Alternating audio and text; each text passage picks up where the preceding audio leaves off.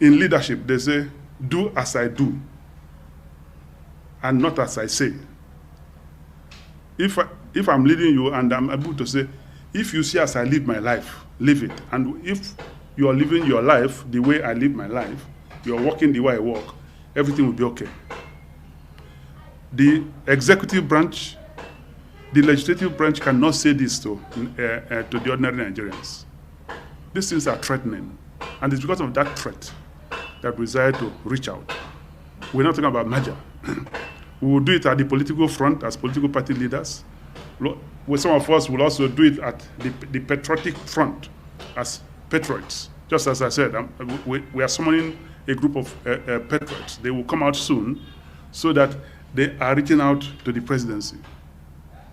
Save our democracy. Okay. It's critical.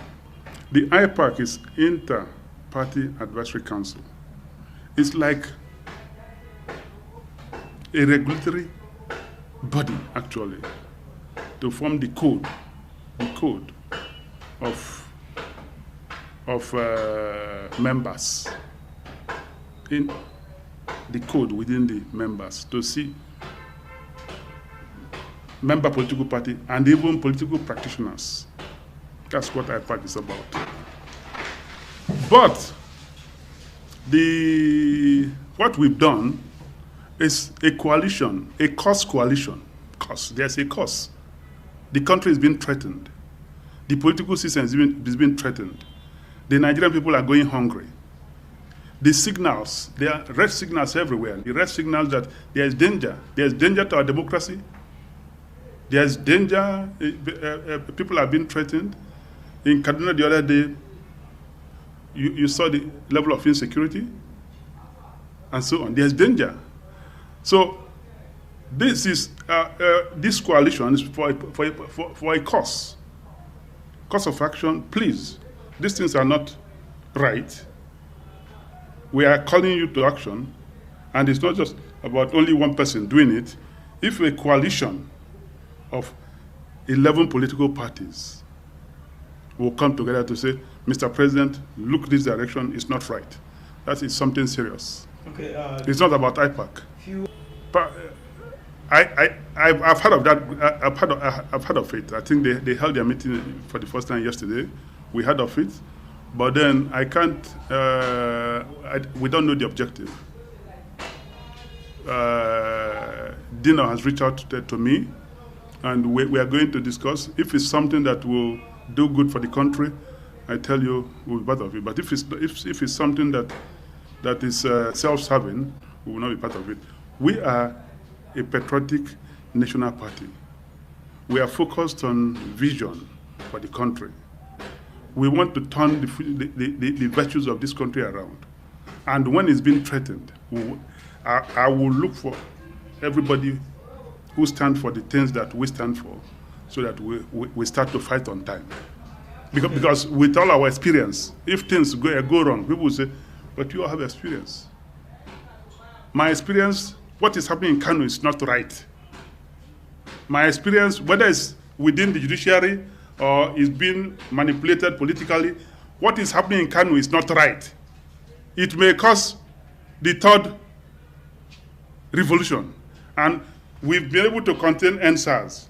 We're able to contain the ballot revolution that happened during the general election. The third one, in my own local plan, they say, first one, maybe you succeed. Second one, you succeed. That if it comes to the third one, there may be serious trouble. And that's why I'm disturbed. That's why I'm disturbed. However way they want to, the APC, it's APC that you have 21 states. You want to take Plateau, you want to take Kano, you want to take Abia. Is that democracy? So APC should call their members to order and stop embarrassing our courts. APC should call their members to order. Stop embarrassing our courts. Because what they're doing is more or less out of their own personal greed. They're embarrassing the courts. You don't know how they're blackmailing them and threatening them. It's not right. If you have 21, it's greed. It's beyond greed in a democracy for you not to be satisfied with that, especially where we are sure that minority parties without anything won election because of the love of the people. Don't cause the third revolution consecutively, because we may not survive it. All right. Good morning, good afternoon, good evening to every one of you right there. It's good to be back here again. I appreciate you all. Yes, the situation in the country is getting tougher. A lot of people are not talking, so we thought we should bring them all here for you guys to know what is happening in Nigeria. But meanwhile, I would like to quickly acknowledge some of you here. I'll showcase the others later on. Good evening to you, Mommy Diaspora. Thank you very much, Mommy, for all you do for us. Happy New Week to you and to everybody right here with us. Evie Jack, Asamota Bright, my brother, I can see you as well. Wisdom Lucky, many others right there that are just joining us right now. I appreciate you all. See Excel, I can see you right there as well. Amaka E, thank you very much. Mother Patricia, tag with me. Grace Cantidu, Truth Teller, thank you. Good evening to you all. Mofire, my brother. Bright Strasser, thank you. Mike Akyombare, my brother, I can see you. Love God is my strength. Oriomi, Abdul, thank you. I appreciate you all. Peggy Modi in the building. Good evening to you. Thank you very much, everyone. Nomano Sahara is right there with us as well. Great Mind and many more.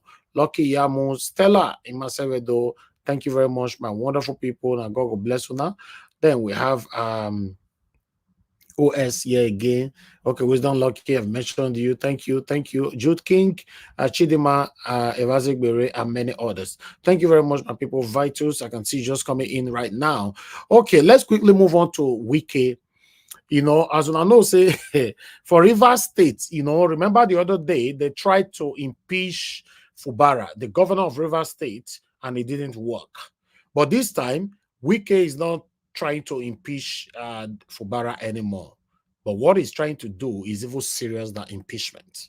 Yes, 27 lawmakers of PDP have decamped to APC. All of them were singing, "On his mandate we shall stand." And you know that lyrics where they sing now for National Assembly. So yes, I would like us to listen to this. We can see how all of them excitedly moved out of PDP to APC, regardless of the suffering right now that is going on in Nigeria.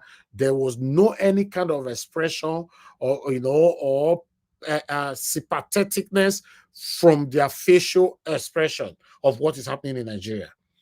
These people, they are all fighting for their own selves. But let's listen to this quickly. Of this 10th assembly, distinguished colleagues, these letters are personally written by the 27 members individually and sent to me in line with section 101 of the 1999 Constitution as altered. Distinguished colleagues, I will begin by reading the letter written by the Right Honorable Barrister Dumle Mao, the Deputy Speaker of this House. It reads, "The Right Honorable Martin Chika Mehule, DSSR." Sorry, guys, I'm posting out a link right now for those of you that want to join the broadcast today. Please utilize the link to come in and let's talk about all this together. Thank you very much. Speaker, Rivers State Assembly, Moscow, Port, Mr. Speaker, defection to the All Progressive Congress, APC. I write to bring to your attention my decision to leave the People's Democratic Party, PDP. This decision to leave the PDP is necessitated by the division in the People's Democratic Party, of which I was elected to this House. In particular, the tussle around who the National Secretary of the PDP is has now sharply divided the party and made it unclear as to who is the National Secretary of the party, thereby making it difficult for me to chart an appropriate communication channel.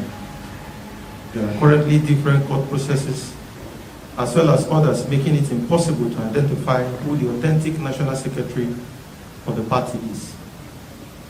Details of these orders of courts can be found in suit number FCT/HC/M/015/23, suit number FHC/ABJ/CH CS/1580/2023 and suit number E/882/2023.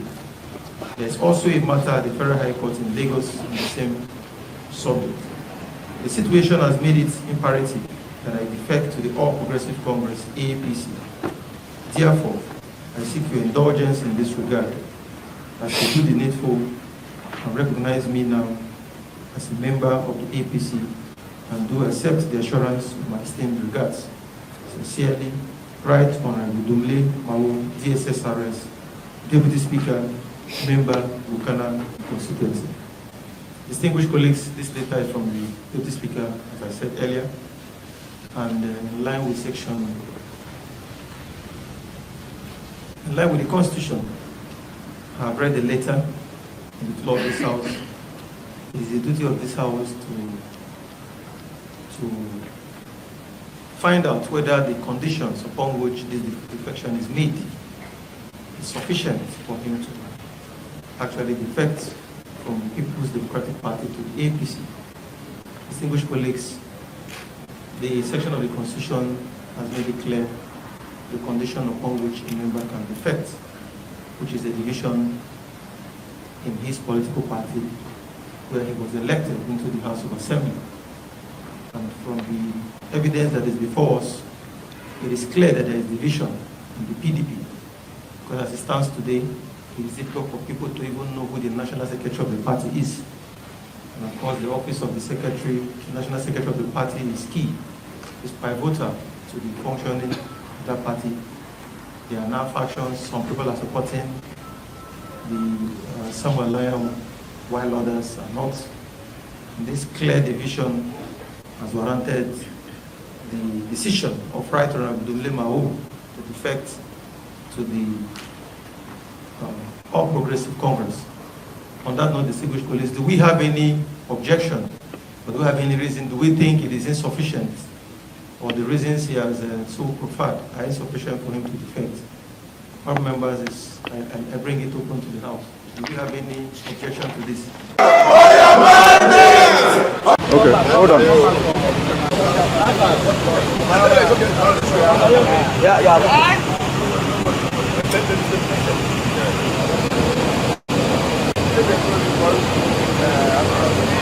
APC!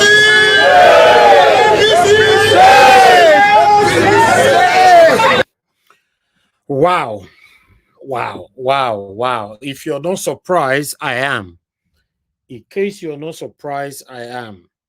To be honest, Nigeria is finished. We're in trouble. Hey God. The people that we believe that can actually speak for us at this particular crucial time in Nigeria, all of them are joining Tinubu. I don't know. Tinubu is just, it looks like Tinubu is winning everywhere. Even some of the youth, you saw the video that I played earlier on, some of the youth are saying that, no, nobody should worry Tinubu, more could give him time, he go work, he go do this and all that. So, yeah, my people, it looks like this is what we all are going to live with. Yeah, that's what it looks like. Now, I would like to quickly bring, some of these lawmakers, look at them inside the bus. They were singing, celebrating, showing the flag of APC and all that. I was like, oh, wow. Although this one is just like 10 seconds video, but let me put it on your screen quickly. On your mandate, we shall stand. On your mandate, on your mandate, on your mandate, we shall stand. On your mandate, on your mandate. On your mandate, on your mandate, we shall stand. On your mandate, okay. All right. The question is, hey God. All right, I'll leave my question for now. I'll just leave my question for now. I'll be coming back to Twitter again because I have other important stuff to show to you guys there. Sorry that I call it Twitter all the time. I know it's X. But yeah, it's going to take a while before we forget this name Twitter. I be now for Nigeria till today. It all passed more than 2 or 3, 4 decades now. No, let's say 3 decades now, or 2. Where NEPA don't take come off for Nigeria. But we still call them NEPA till tomorrow, right? Yes. So this is going to take a while. I appreciate every one of you right there. Let's see why more international companies are leaving Nigeria and all that. Let's hear more about this quickly. Then I'll come back to Ojoke before I'll take some articles. Good morning, good afternoon, good evening to every one of you. Please press on the like button, help us to share. This is the situation of Nigeria right now. And jobs will be lost. Is this the renewed hope that we're expecting? What is the cause of these companies departing the Nigerian market? What needs to be done to halt this so that jobs can be preserved and things can be affordable for Nigerians to purchase? I have with me, as earlier announced, the founder of Policy Shapers in the person of Ebenezer Wikina, joining us on Robin Minds. Ebenezer, welcome to Robin Minds. Thank you for having me. Ebenezer, did it come as a shock and a surprise to you when a pharmaceutical company and an FMCG company announced their plans to leave Nigeria and become an import-only business? Was this shocking to you? It was. I mean, especially the most recent one with Procter & Gamble, and just knowing how huge their workforce is in Nigeria, right? It came as a huge shock to me, and I think it sort of raises a lot of questions about how much work are we doing. The president mentioned that one of the reasons for the entourage, the president's team, was that most of the ministers were going to go look for investments, right? But how much work are we doing to even keep the investment that we have currently, in the country? Because if you have people who have already set up businesses, multinationals who are here in the country, losing hope and leaving the country, how then do you convince, new businesses and new organizations to come down and invest in the country if we can't even hold the ones that are here? So yeah, it did come to me as a huge shock. And I think that the economy is really going to suffer from these exits. And will you put the cause of this to the floating of the naira, perhaps the exchange rate, the inflation, the reduced purchasing power of Nigerians? What is the cause of this? Because to be able to address the solution or to come up with a solution, we need to know why these companies are leaving and if we should expect more companies to leave in the coming months. Yeah, no, I think you've listed some of the reasons. I think it's a combination of several factors. I don't think it's just one factor. I think it's the inflation that is rising, the challenges with the exchange rate. One of the reasons that the companies officially stated was that they don't think that Nigeria looks investor-friendly anymore. So again, if you want to go back to look at things like insecurity for companies who need raw materials within the country, especially those who work in agriculture, there's a challenge of being able to even farm and get all of those produces. There's also the support of, like, the low support from the local market. So most of the organizations like GSK has had to source a lot of raw materials from out of the country. So we don't have like smaller businesses to support them and provide some of this raw materials that they will use to make their finished products. So you have a combination of all of these factors. And, you can pray and hope that you don't have more businesses leaving. But I think that, the government needs to see this as a huge sign, as a sign that there's a need to urgently address, the issues with our currency. In 2024 budget, we pegged the naira at 700 and something, only to hear a few days later that now it's at 900 and something at the official rate. So I think that, we can't afford to just see this as another thing happening. It's a sign of a huge economic challenge. And I think if we handle this with kids' gloves, we could be heading ourselves for another recession. And, that would not be good because, again, we're the festive season. She just talked about the festivities and all of the issues with people trying to buy food and the cost of food. So, this is not the time to spend 15 billion naira on renovating a house or trying to fly with 500 plus people to Dubai for events. I think that the government needs to actually begin to react in a way that shows that they actually do care about the economy and actually are being prudent enough, to not splurge the country's resources. So what can the government be doing in the short term, from its body language to policies to quick wins to restore that investor confidence in Nigeria so that more companies don't leave? Yeah, I mean, I think the most, I mean, the easiest and the low-hanging fruit, I think, would be first to not, for someone who's looking for money, right? A person who spends frivolously and is looking for money, the person who you are going to look for money from or look for investment from will see you as an unserious person, right? So the government can definitely not continue to spend the way we've been spending.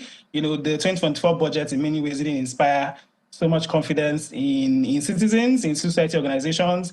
The fact that we even had to fight and advocate for a while before the details of the budget was even released, I think is even another challenge. So I think first, in our spending and the way we just the body language of the way the government is spending and the kind of things we're traveling for, I think that's the first thing. The second thing is we really cannot keep our economy to be single oil-based economy. I mean, we've said this over and over again, diversifying the economy, ensuring that we're able to get our exports higher, ensuring that we can even create services and products to be able to bring in and attract foreign exchange to our country. There's no other way. That's the only thing. That's what countries do. We need to be able to find things that other countries are going to need, other individuals are going to need, and find ways to convert our raw resources, to finished products that we can then sell for the world to buy. So how we can do that, I think, is what the government should be thinking of.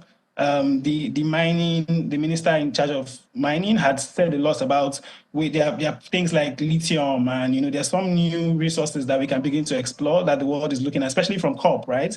We're talking about renewable energy. Lithium is a huge source and resource. So we need for to start batteries, looking inwards. batteries will power a lot moving forward, right? So I think just being able to think of how we can begin to explore these resources and boost local production. We consume more than we produce, but how do we begin to produce more? I think those are the very existential questions for the government to think about. A lot to think about.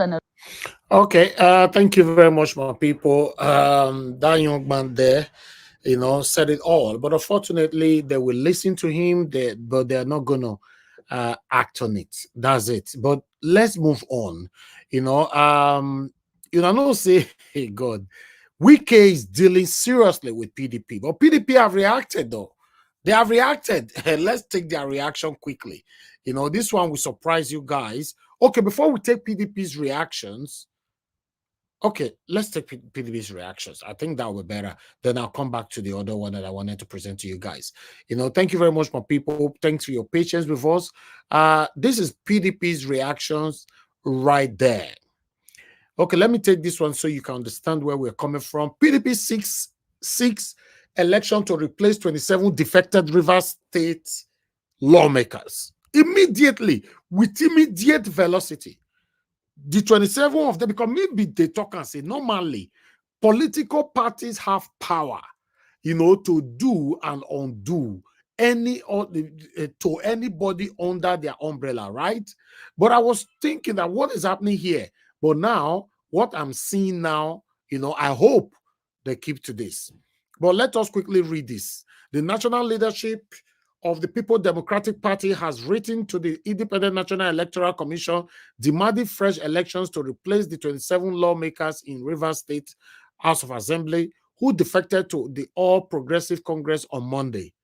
This was made known in a press statement signed by the party's National Publicity Secretary, Debo Olugunagba. The Punch report that the lawmakers cited division within the PDP as the primary reason for their defection to the opposition party, APC. 1 minute. The affected lawmakers are said to be loyal to the magistrate minister of the Federal Capital Territory, yes, Wike, yes, which is obvious, okay. According to Ologunagba, the seat of the defected lawmakers have become vacant owing to the fact that they contested elections on the platform of the party in their respective constituencies. Citing the country's constitution, he said, unquote, the seat of the respective 27 former lawmakers have become vacant by virtue of the provision of the section 1091G of the Constitution of the Federal Republic of Nigeria, 1999, as amended. Yes, Let's move on. Then he went on, quote, for the avoidance of doubt, Section 1091 of the 1999 Constitution provides that a member of a House of Assembly shall vacate his seat in the House if G, being a person whose election to the House of Assembly was sponsored by a political party, he becomes a member of another political party before the expiration of the period for which that House was elected. Because of the above constitutional provision and its clear interpretation by the Supreme Court, the 27 defected members of the Rivers State House of Assembly have vacated and lost their seats. Right privileges, recognition, and obligations are curable to members of the Rivers State House of Assembly. The PDP therefore demands that the Speaker of the Rivers State of Assembly immediately comply with the provision of the Constitution by declaring the seat of the 27 former lawmakers vacant. He maintained, in which of vacancy now existing in the 27 state constituency in Rivers State, the PDP demands that INEC should, within the stipulated period under the Constitution of the Federal Republic of Nigeria, 1999, as amended, conduct fresh election to fill the vacancies. Our party conscious that the former lawmakers should stop parading themselves as members of the Rivers State House of Assembly, as such would amount to impersonation with serious criminal consequences. The party further implored the people of the state to remain steadfast, loyal to democracy and rule of law, especially during this time. Okay, my people, you know, they've attacked me right now. I can't really move anything, but I'd like us to take this short break from another device quickly, then to put myself together. You know, these guys fighting all the time. We need to continue to fight them back. That's what we are doing here. Thank you very much, my people, for your understanding. You are the pillar that holds my life. You are the pillar that holds my life. Master Jesus, you are the pillar that holds my life. Lily of the body, you are the pillar that holds my life. You are the pillar that holds my life. You are the pillar that holds my life. Lion of Judah, you are the pillar. Chickadee, you are the pillar. Daddy, you are the pillar that holds my life. Lion of Judah, you are the pillar that holds my life. walk in the way. You are the pillar that holds my life. Hey, yeah. Master Jesus, you are the pillar that holds You my are, life. you are the Master pillar. Jesus, you are the pillar that holds my life. I said, Jesus, unibu kalabati sinduwe. Nibu kalabati sinduwe. Ojo bienvenido, nibu kalabao. Nibu kwa kalabano. Nibu kwa kalabati sinduwe. Ojo biobiko, nibu kwa kalaba. Chickadee, nibu kwa kalabao. Nibu kwa kalaba.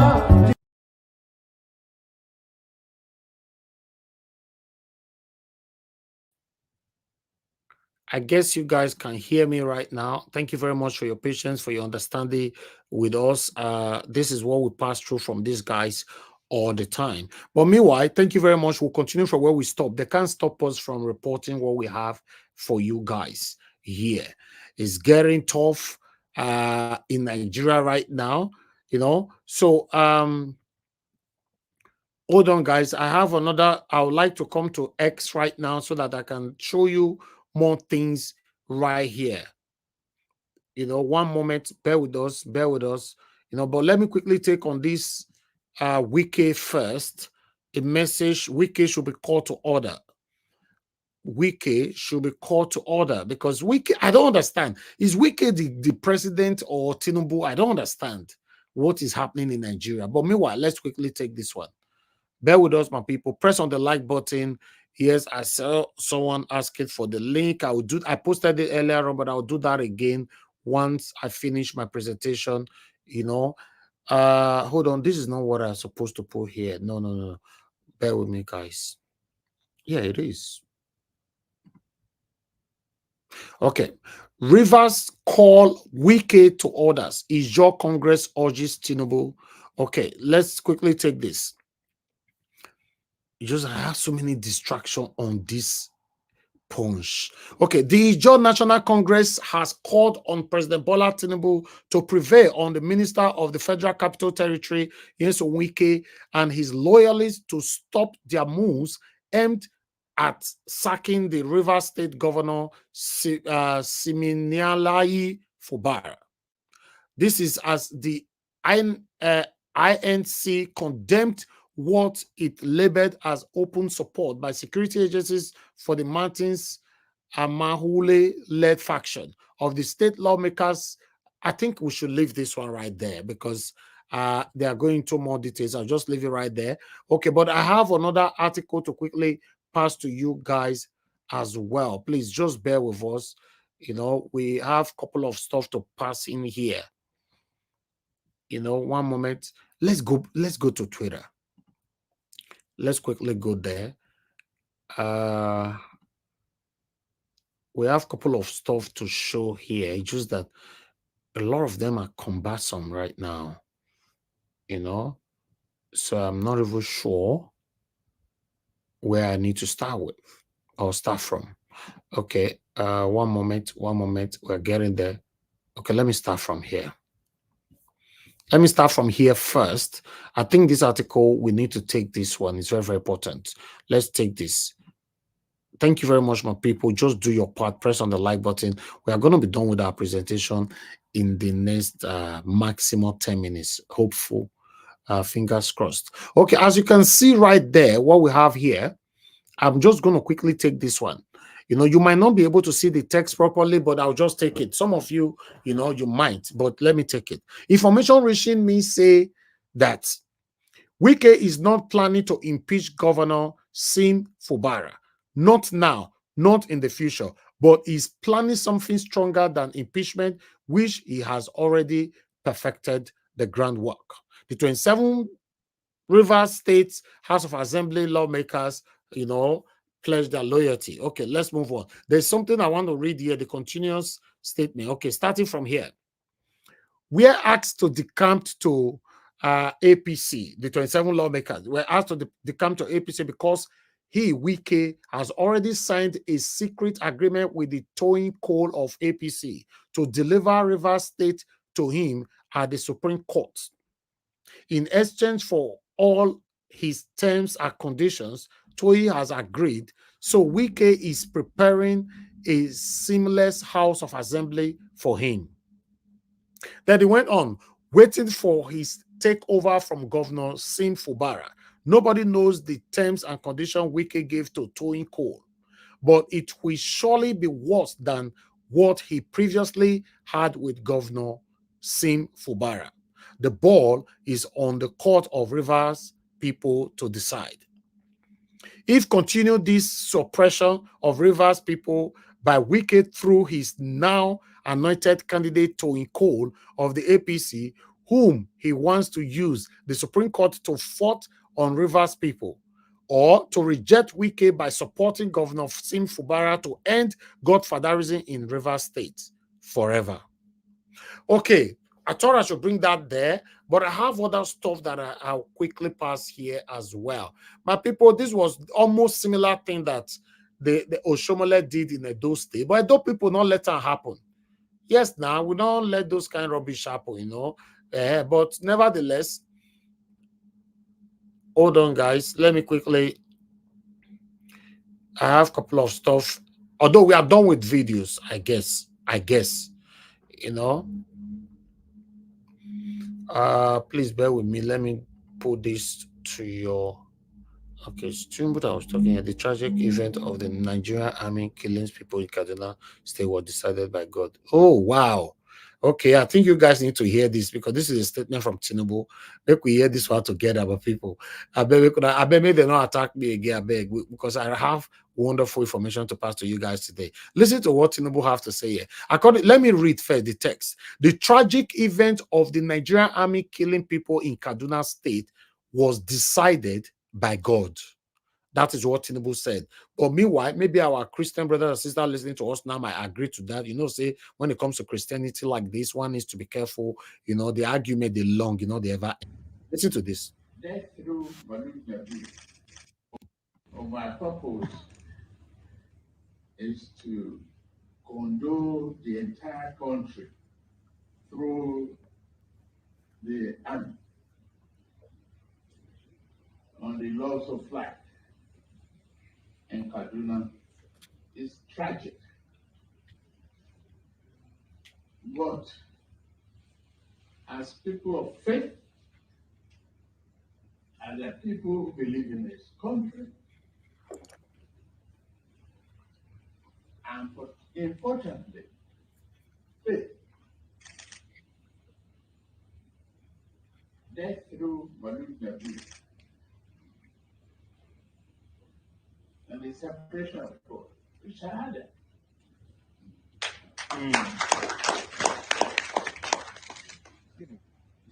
We must take that one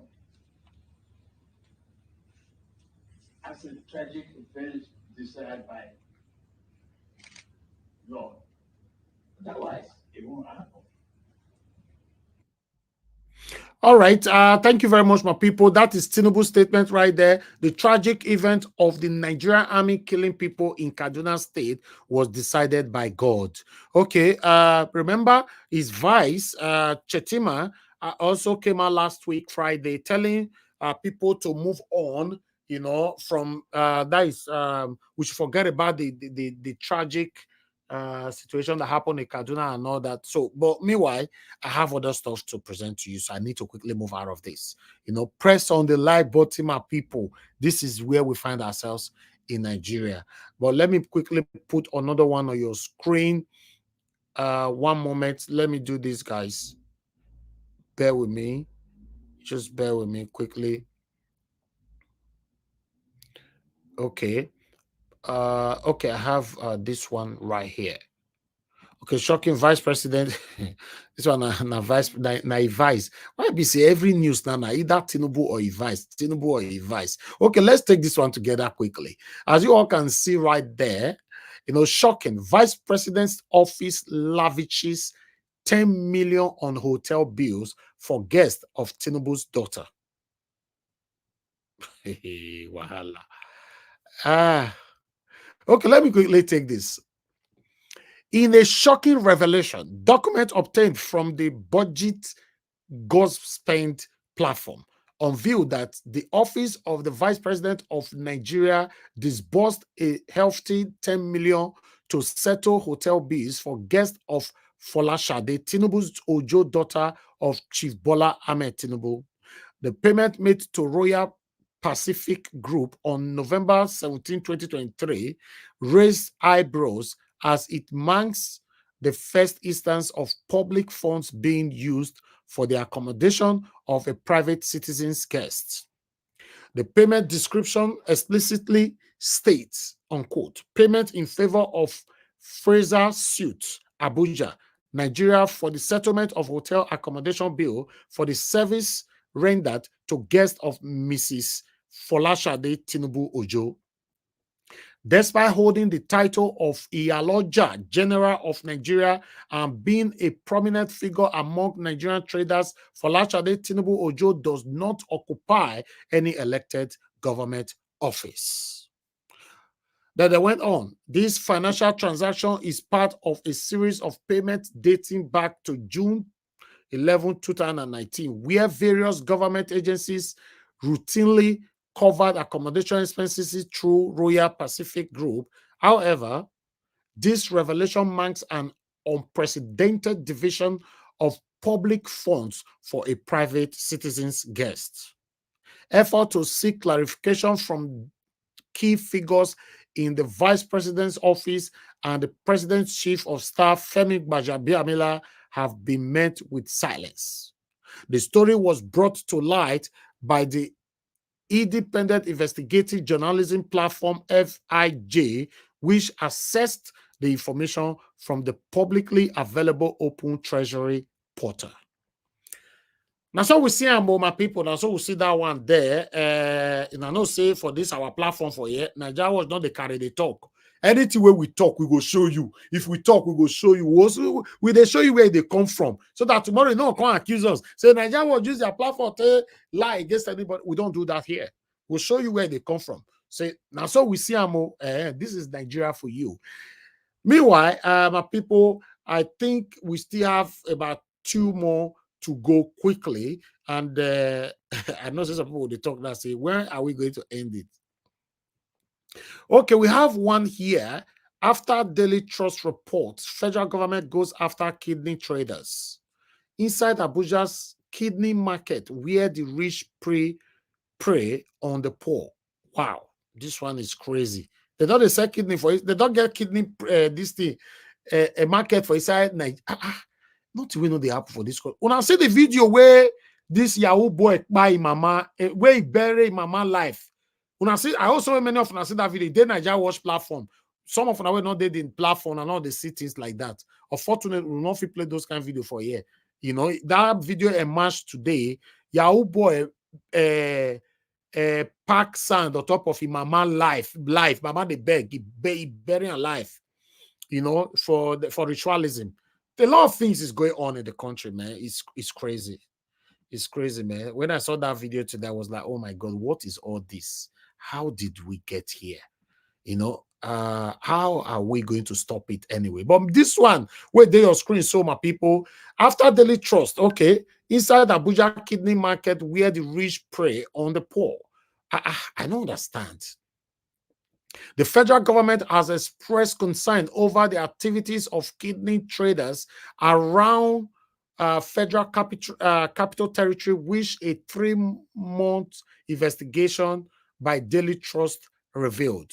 The investigation headline, Inside Abuja's Kidney Market, where the rich prey on the poor, had exposed a shadow economy of illegal kidney trade in which kidney brokers work with local agents to target and lure young men from low economic background to sell their kidneys. The exclusive report, which was published Sunday, had equally exposed the role of private hospitals within the FCT in clandestine operations in that involved the surgical removal of kidneys from minors in exchange for 1 million naira. Hey, Jesus! I can't believe this. In fact, I don't think I continue to read this one, man. So they don't get kidney market now for Abuja. Hey, for 1 million naira. We have a long way to go, man. To be honest, this is not a joke. We have a long way to go in Nigeria. A long way. A lot of things that's happening in that country. Sometimes you just beginning to ask yourself, how is this even possible? It's pathetic. Okay, I have last one here for you guys, just the last one, so we can start talking. You know, let me see. Okay, I don't know. Let me hear. Okay, they are mocking Tinubu here. Okay, let me bring this to your screen.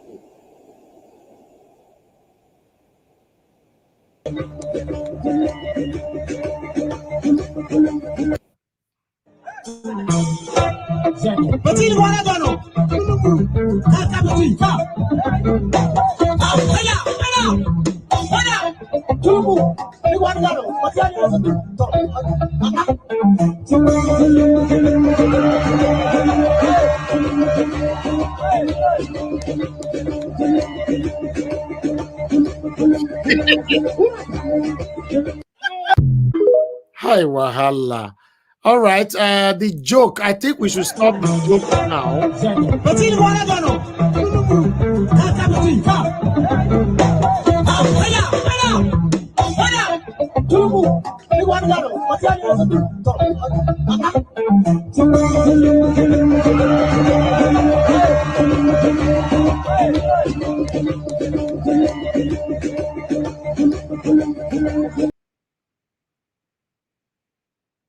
Okay, my people. I think the joke needs to stop now.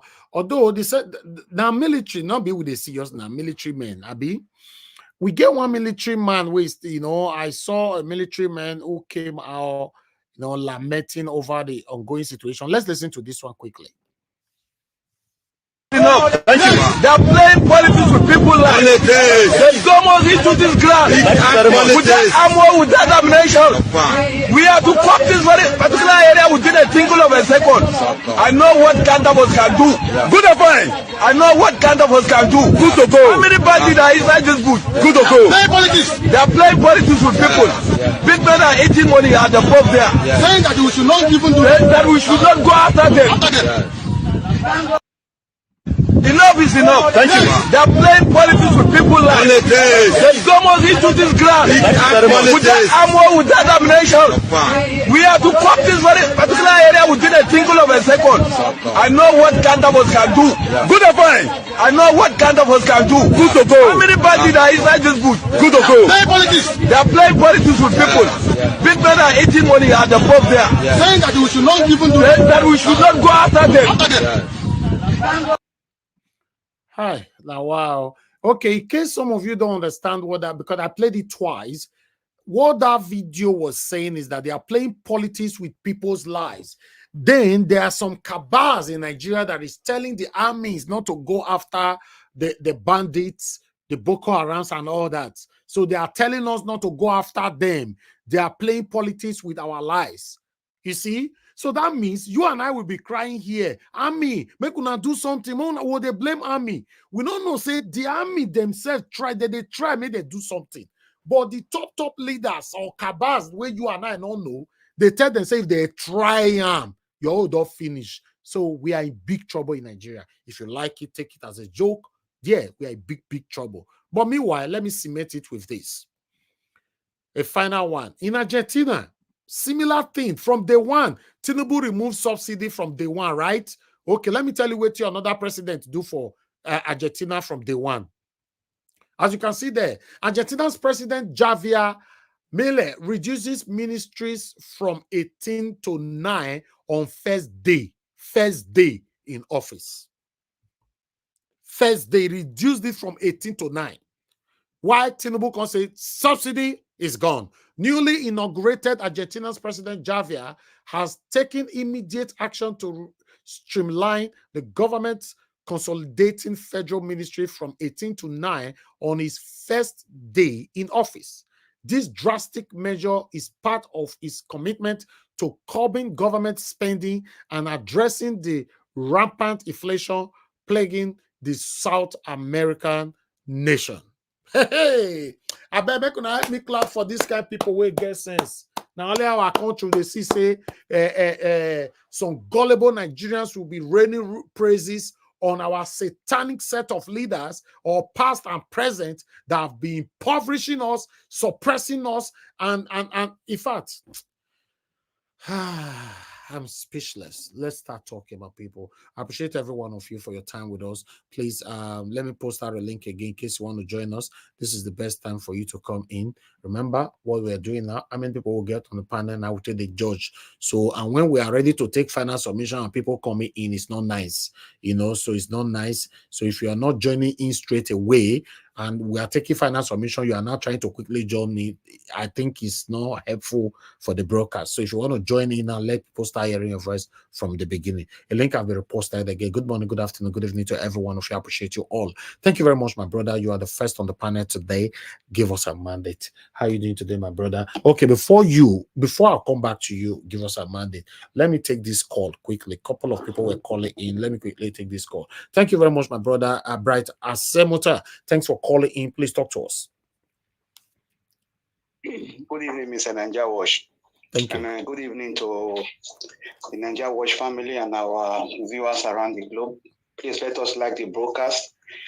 I just want to there was something you were emphasizing on as regards PDP moves to counter those defected lawmakers.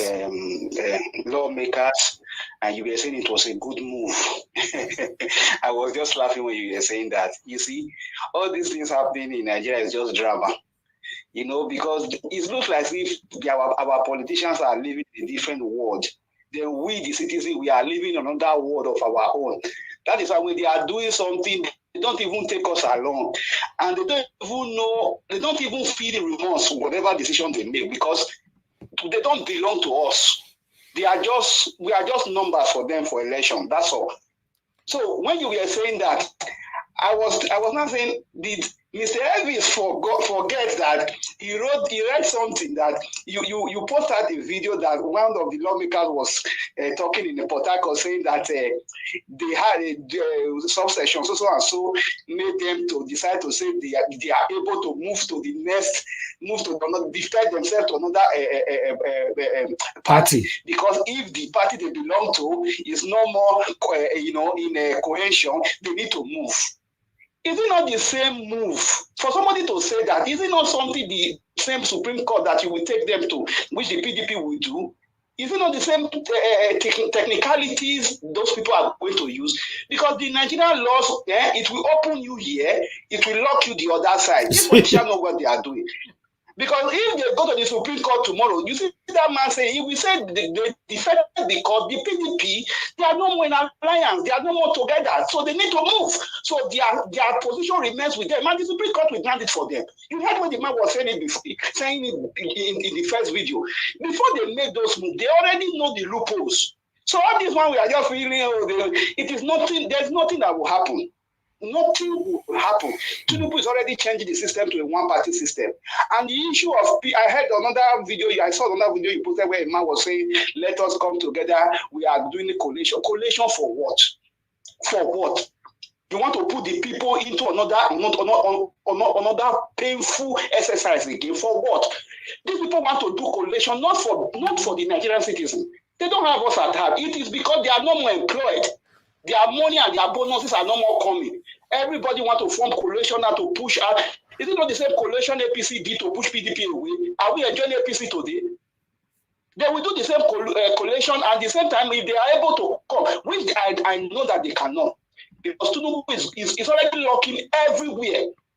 How are you going to fight a system that, even though you cast your vote, when you go to Supreme Court, they will ring you out. They will just tell you that even though they will remove that certificate of return from you, how are you going to win such an election? So it's a difficult situation until themselves they go on the streets and ask the people to fight for their right, speak, and there should be action. All this politics, election, we should forget about it. It won't work, because you will vote for somebody and they will remove it at the Supreme Court, and everybody will go home and go and sleep. So it's a very tight situation. Thank you, my brother. Thank you very much, my brother Brata Sebota. I agree with you. I really do. Because at the end of the day, this is Nigeria where there's no law.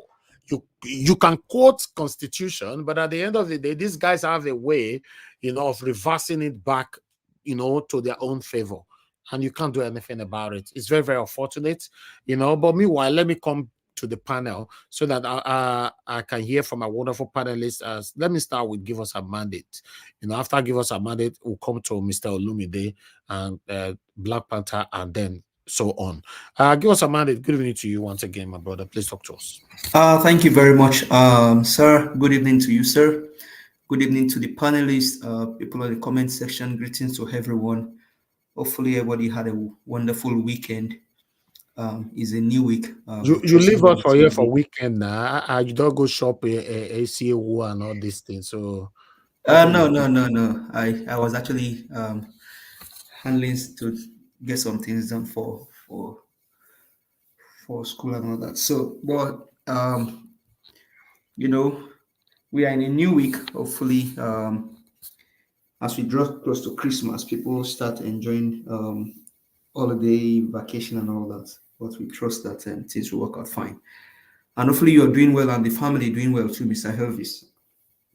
Yes, so everything is fine. We Okay, give thanks thank to God, thank God, thank God. Well, on the very first video that you showed, I'll call them Nigerians on the Nigerian panelists or panels on the street. Those men responding to that interviewer earlier. You see, one thing is people are suffering. They know they are suffering. They know what their problem is, but how to take action or probably how to fight their oppressors is their problem. But I saw over the weekend, right? I think Experience was held over the weekend. There are other gatherings that was also held over the weekend. And you see Nigerians in their thousands, if not millions.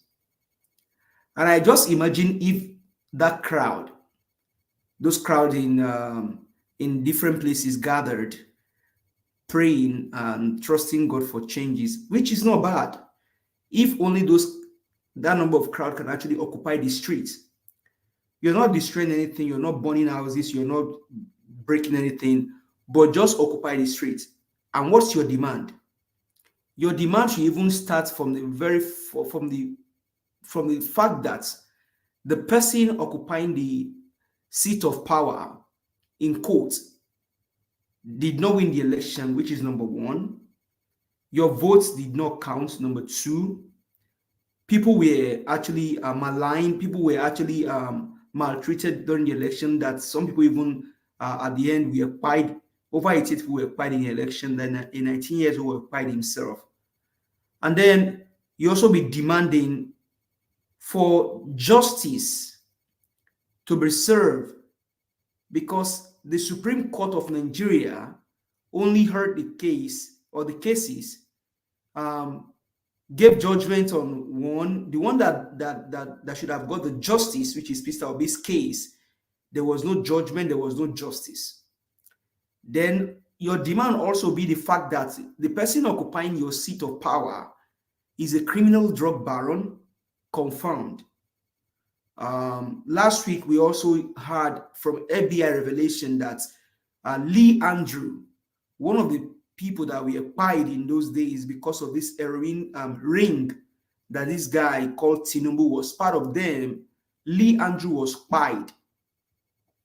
Now, in the history of Nigeria, we've not heard that. So if that crowd of people come out, just occupy the street like Operation Sri Lanka, and you're just demanding that, oh, this guy does not have certificate. He did not go to school. Although you may say he's not required to be a president, but the fact that he forged certificates, then he forfeited $460,000 narcotic money. He has dual citizenship.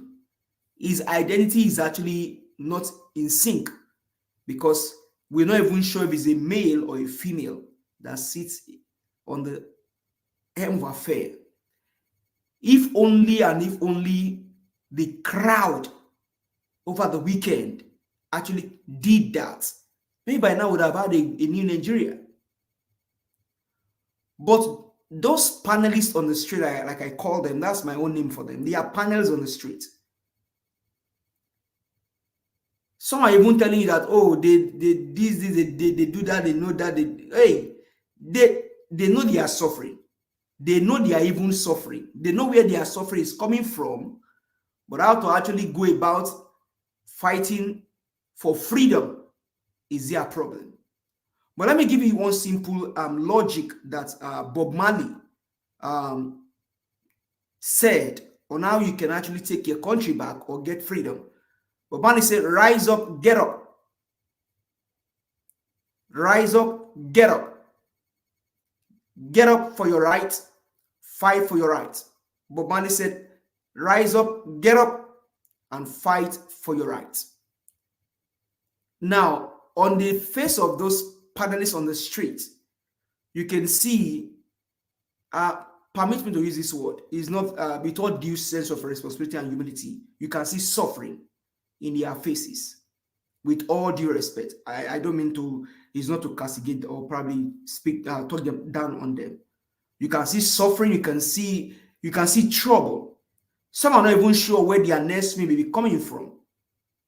They're suffering and they're smiling.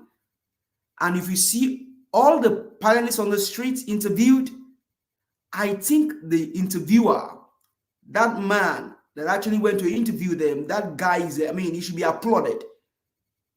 I am not sure if I see any female among the people interviewed. That is strategic. That is so intelligent, because when things are not going right, the people that are rise to fight to get things done properly should be the male. But today, in the face of those panelists on the street, you can see that they are men, but the power is not there to actually demand for their rights, to fight for their rights. But we will all be waiting and seeing how this whole thing plays out. Hopefully one day they're going to rise up and understand the fact that whoever is there as a president now, selected by Mahmoud Yakub, cannot, and that word is emphasized, cannot and will not do anything good for the country. Because a criminal drug baron in the first instance cannot do anything good. Nothing good can come from them. Nothing good can come from them. One, because, I mean, if you now trace this as antecedent from Lagos, he was the first governor of Lagos State, maybe after 1999, right? And up until now, he's still their governor. So you have, in court, Mahmoud selects president, Mahmoud Yakub selected president, and also the Lagos State governor. He has he even have double office now. So until Nigerians rise and fight for their rights, then nothing is going to happen. Now, to now show Nigerians that a criminal drug baron cannot do anything good, a certificate forger, the man that gave that forfeited $460,000 cannot do anything good. You now go to Kano. You know, we said here, honestly, Mr. Elvis, I think Nigerians should applaud you for this sanctuary. We said it here last week that after a while they will tell you that the Kaduna bombing is the act of God. You hear what the criminal drug baron said now. He said, if God did not allow it, it will not happen. You see delusional people, you see human beings. Oh man, oh man. Now, you went to Nigeria some years ago, right? And you actually sick, you went to the hospital. And when you were not seeing the effect of what you're paying for, you got the next flight to UK. And once you arrive at UK, you went to the hospital and they told you, oh, you only have this, you only have, was it malaria or what did they tell you you have there? But they were treating you for the wrong thing. God forbid, God forbid, God forbid. If your enemy are by then, they will say, oh, now God now allow him. Now so we can't see him. That young man. Oh, that man when they call Ninja watch. And that guy is a good guy. Oh. Every time people go come here, come talk. The man even give him platform for Peter Obi do everything. But you know, that they just go Twitter for wrong thing. Oh. The guy only get malaria, then come go slice him. Now they say now, you know, now God now allow him. That is what Nigerians are. That is how they've turned Nigeria to. Now, over 200 people died in a day. And what the president, in quote, selected by Mahmoud Yakub said is that God allowed it. You know why? Because he knows where to spread, where to sell that kind of words. It is in the north. And he only got them by their religion. He got them by their religion. He quickly said God. But does a criminal drug baron knows God? I mean, I will leave that to, I'm not a judge here. Does a certificate forger know anything about God? No, I will leave that. Or does a man that profited $460,000 for narcotic, does he know anything about God? Oh, I will leave all of that. The man that went to Chatham House and say, snatch it, grab it, run with it. Like I said here, what it means in Yoruba is tobati ba ko pa, tobati ba ko bulese. That means if you catch him, you pay him. If you no catch him, if na a leg, then you get remove him leg. That is what the selected president by Mahmoud Yakub said. And that guy can easily come now, spin narrator and say, oh, it was God that allowed the bombing in Kaduna. Oh man, Nigerians, those panelists on the streets, nobody got crazy, nobody got mad and say, you know what, this man, you've done, this is the end of it. You're gonna go, just get out.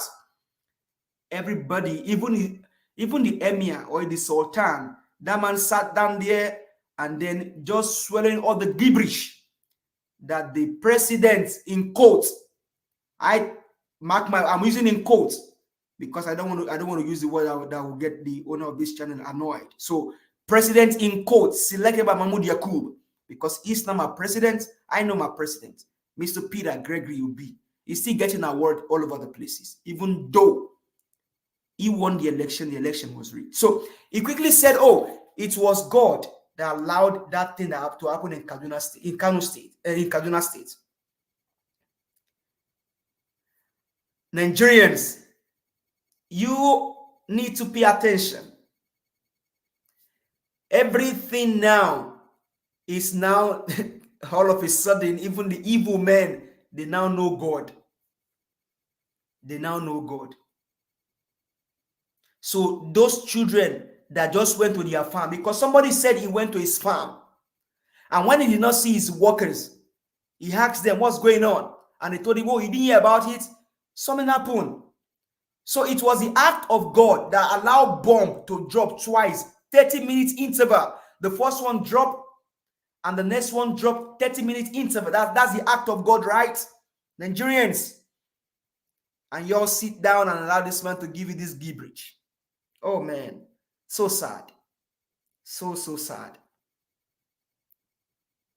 And like we said here last week, you know, it's good you have your opinion. Your opinion is sacrosanct to you. But we said here on this channel that I know I mentioned that this guy may not even be aware, even though everything should come from his table. He may not even be aware who even dropped that bomb in Kaduna State. And El Shirol, now that statement he made, just told Nigerians that, you know what, those over 200 people, they've gone, you know what, whoever even did it, let's give the person a word. That is what Nigerians have thought. That's what Nigeria is turning to, and Nigeria has become. Nobody will be punished. Nobody will be asked to go for what has just happened. Because in the first instance, the army chiefs and whoever even was behind that, behind the drone, they all got their certificates. They all were decorated. But this criminal drug baron he didn't win the election legitimately. So he does not have the infantry to sack anybody. He can't even do it. He cannot do it. He will not do it. If he tries it, something going to happen. He cannot do it. You cannot ask an illegitimate person to sack a legitimate person. A duly decorated army chief. No! This guy does not have certificates. They have certificates. Even though what they did was wrong. Somebody should have been behind bars, regardless of if you're army chief. They should decorate them and put them behind bars or court-martial them, but they will not do it. Because the person in power, I said it here, what this guy did was to now make everybody to be on the same level. So if you have PhD, if you have double PhD, it doesn't matter. Who is your president? He is a criminal drug baron. So everybody is on the same level now. That is what the act of this man has done to Nigerians. Everybody on the same level. So he cannot sack anybody, he cannot remove anybody. He will not remove anybody. because he does not have the power to do it. And so what you can say is it is God that allowed it. I know that God did not allow it. I don't know the God you are talking about. And maybe it's a way for them to, in Yoruba, they always look for something to renew their power. Maybe he was looking for something to renew his own power, allegedly. And they need to do some things, and maybe his own God. But I know Yeshua al-Mashiach is not the inventor of this evil act. Now, Nigerians, when are you going to arise and take your country back? You see what happened? A newly elected president of a country just reduced his ministry to about 10 from 18. The last time I checked, that country is somewhere in the Western world, not African country. That means they have the resources, they have the money. Okay, Nigeria took over 1,411 people to COP, right? Germany had to cancel COP because of what? Budget problem. Nigerians, I don't care about what we say, but I'll say it again. I care about the actions that we are not taking.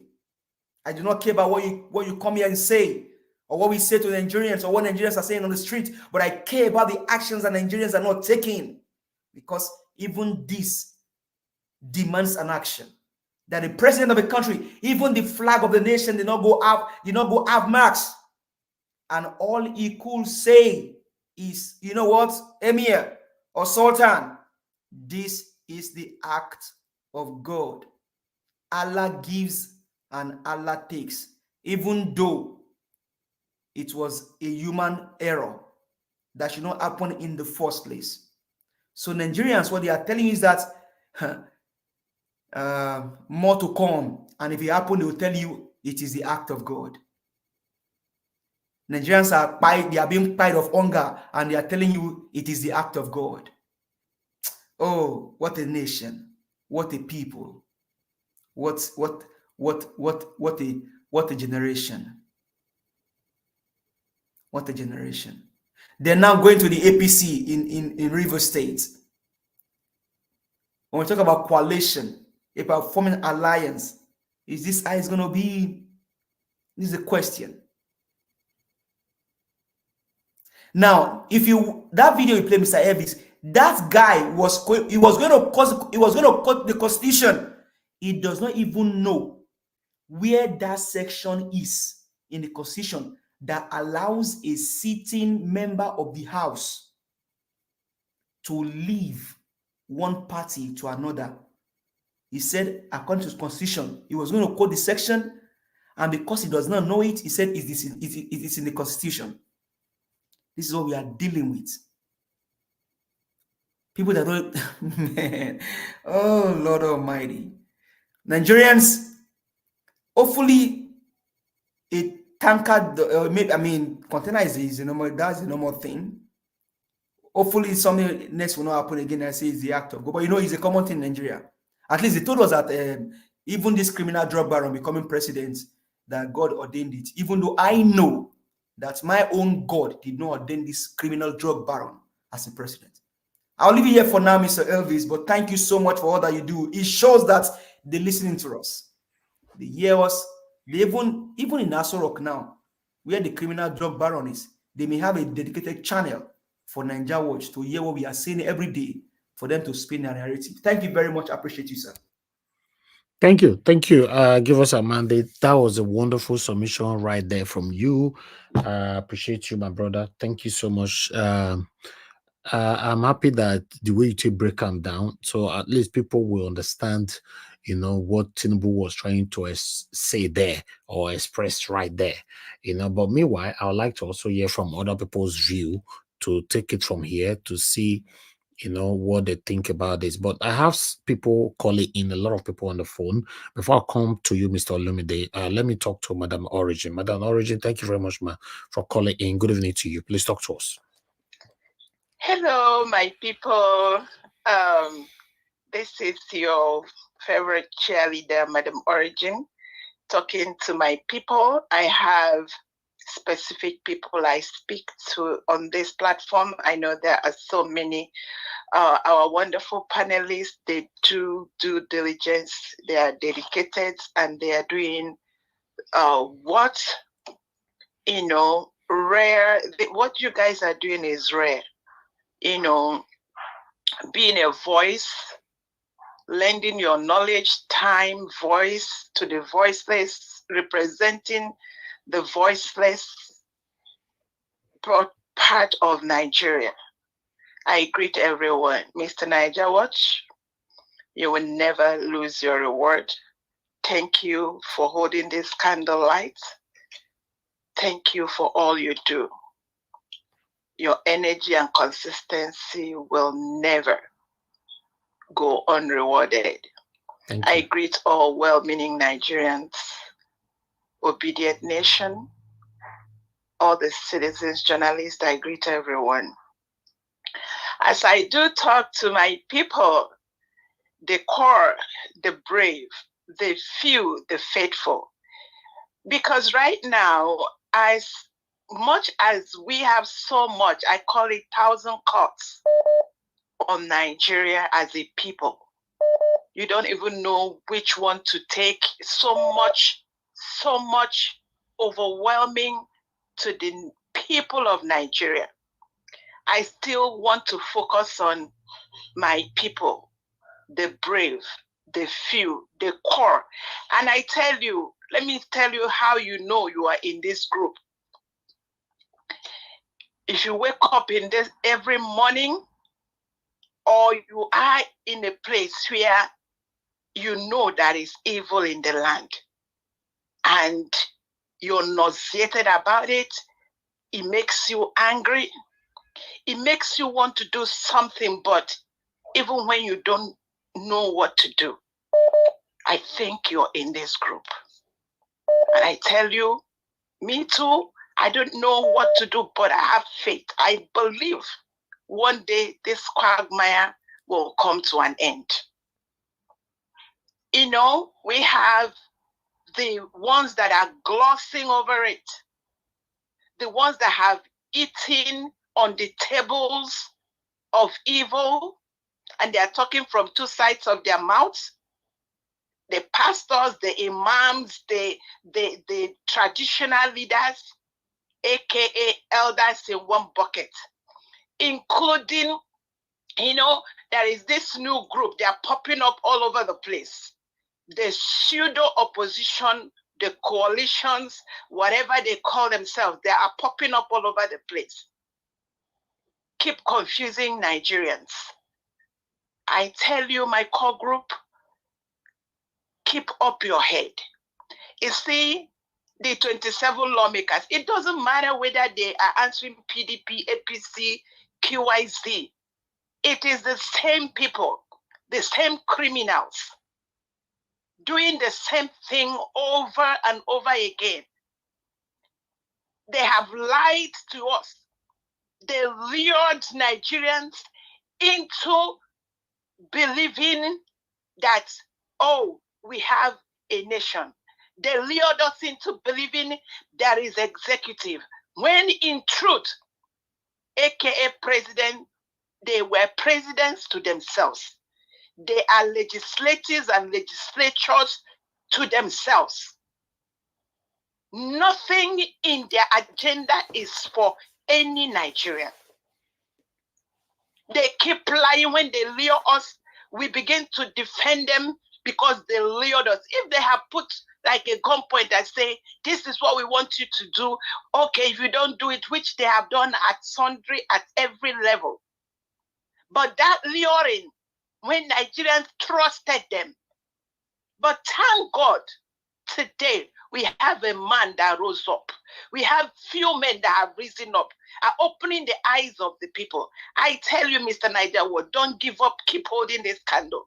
We keep speaking, we keep teaching Nigerians, we keep speaking to ourselves, trying to make ourselves debunk and to remove all this psychology they have played on us, making us believe they had agenda. Look at what a display of dishonesty, display of disgust. We get dancing. He could have. There are some words, Mr. Niger, what you don't want us to use, but there is this people. They make you just want to throw up. Look at a man that called himself whatever he calls it, dancing, fooling himself around, dancing like a clown in another person's office. It's a shame. It's a shame. 27 lawmakers, look at them, defecting from where to where. That is the question you should ask them. Defecting from where to where? They never moved. They are at the same place where they were 63 years ago. They are still in that same place, doing the same thing, deceiving Nigerians. I know there are gullible Nigerians, that's why I don't even waste time on them, because they have been brainwashed too long, educated too long. Some of them are intellectuals with their brains have been frozen. Let me give you an example. A man, a full-grown, fledged intellectual that had a job, well-positioned, the only good position that he had, well paid, was to go against someone that never even had an idea. She was helping him. Oh, you are going towards my way. Don't worry, I'll be dropping you. What is the need? You spending money. I'll be dropping you, not knowing that it's a spy sent to her to destroy her, because they want to find out. At the end of the day, that man. So when you talk about these gullible Nigerians, I don't even want to think about them, because once you eat at the devil's table, you sell your soul for a morsel of bread. And there is one I'm going to talk to Njenje Media and Electricity. You people are disgrace and disgust. Let Mr. Peter Obi alone. Go and talk about, there is so much to talk about your principle. The sellout, Sabo, this Njenje has become, why would you hand over your media table to someone in pretense? People should be ashamed. I speak in parables, I know what I'm talking. And I think I will end it there. Thank you, Mr. Niger Watch. God will always continue to bless you. Stand on what is right. Don't let anybody make you believe you're not doing what you're doing. A lot of them don't have the guts. They don't have the willpower to do good. They only run around chasing morsels of bread. Thank you so much. Only lasts for a minute. Thank you, sir. God bless you. God bless you too, man. Thank you so much. Thank you. All right, let's pick another call quickly. Madam Lady Deborah, thanks for calling in. Good evening to you, man. Please talk to us. Yeah, good evening, Niger Watch. Good evening, everyone watching, the commenters, and all protocols duly observed. I just want to make a quick contribution to this broadcast. It's a very important articles and videos that you've shown this evening. The first one I want to talk about is regarding the PDP defectors to APC. Hopefully, we're going to see more of that. We're going to see more of that happening. I'm already hoping that they were all watching to see what the outcome will be. But it's a shame how PDP has reduced itself. In my own opinion, they are acting pretty late. When Wike was misbehaving before the election and doing all that he was doing, they couldn't do anything.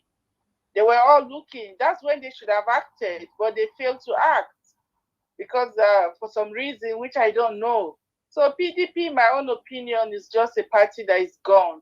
Anybody thinking PDP is going to do anything, in my own opinion, PDP will merge with APC. They're more defended. A lot of them will go to APC because that was exactly what they did to Goodluck Jonathan. At the time they were supposed to stand by Goodluck as a party, they all messed up. So they are only getting the reward for what they did. Every decision you make has consequences. And PDP, they laid their own bed that way. and they should face, they will sleep on it like that. They never stood by Goodluck as a party to support him. And they were all going here and there, and they betrayed Goodluck. And now they are paying for it. It's just high time another party, assuming Labour Party, which I don't see that they're not strong enough. The only thing is to form another better opposition that will be able to be strong. I'm not saying they should unite, because if they unite, it's not going to work. Another new party that will be able to stand as a strong opposition to APC. I don't see that happening now, but that's just the only solution. But PDP, my own opinion, is gone, because they have failed. You see, when you don't act when you're supposed to act, when something is too late, is not that time you want to do anything. The time they were supposed to unite and act, they did not do it. When Wike was going here and there, doing everything, they stood by to watch it. All they were doing is making small noise. They couldn't even take any action. So it's too late for them. Then going to the other article you talked about, the recent happening in Kaduna State, as somebody saying that it's the will of God. I think it's just a way for people not to take responsibility. You know, it's very common in Nigeria when things happen. In order for them not to take responsibility, they try to shift it that, oh, it's the will of God, is that. And this is the reason why things don't change in that country, you know, because nobody wants to take responsibility. There's no accountability for anything. So whenever you talk to people, they're always looking to blame somebody, to blame. Oh, this now. Some of them are even blaming Peter Obi for the election, but they're not going to sit down and ask themselves, what did we do? What part did we play? What did we do as a people? You're expecting only one person to fight. No, everybody has a part to play. And until all of us begin to take responsibility and know that for Nigeria to change, we all as individuals have to play our own part and not sit down there and waiting for one person or the other person to do something. We all have our part to play. But trying to say it's the will of God is just, in my own opinion, a way not to take accountability. That's it. In this country, in the UK, even the present Prime Minister is undergoing scrutiny for what he did during the COVID. They are questioning him. They are trying to understand what happened because they believe in accountability.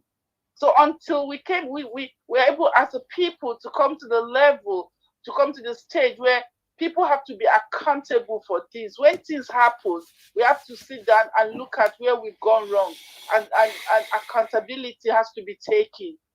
But in a way to shift away from that, they're always looking for who to blame. Oh, it's the will of God. Oh, it's this.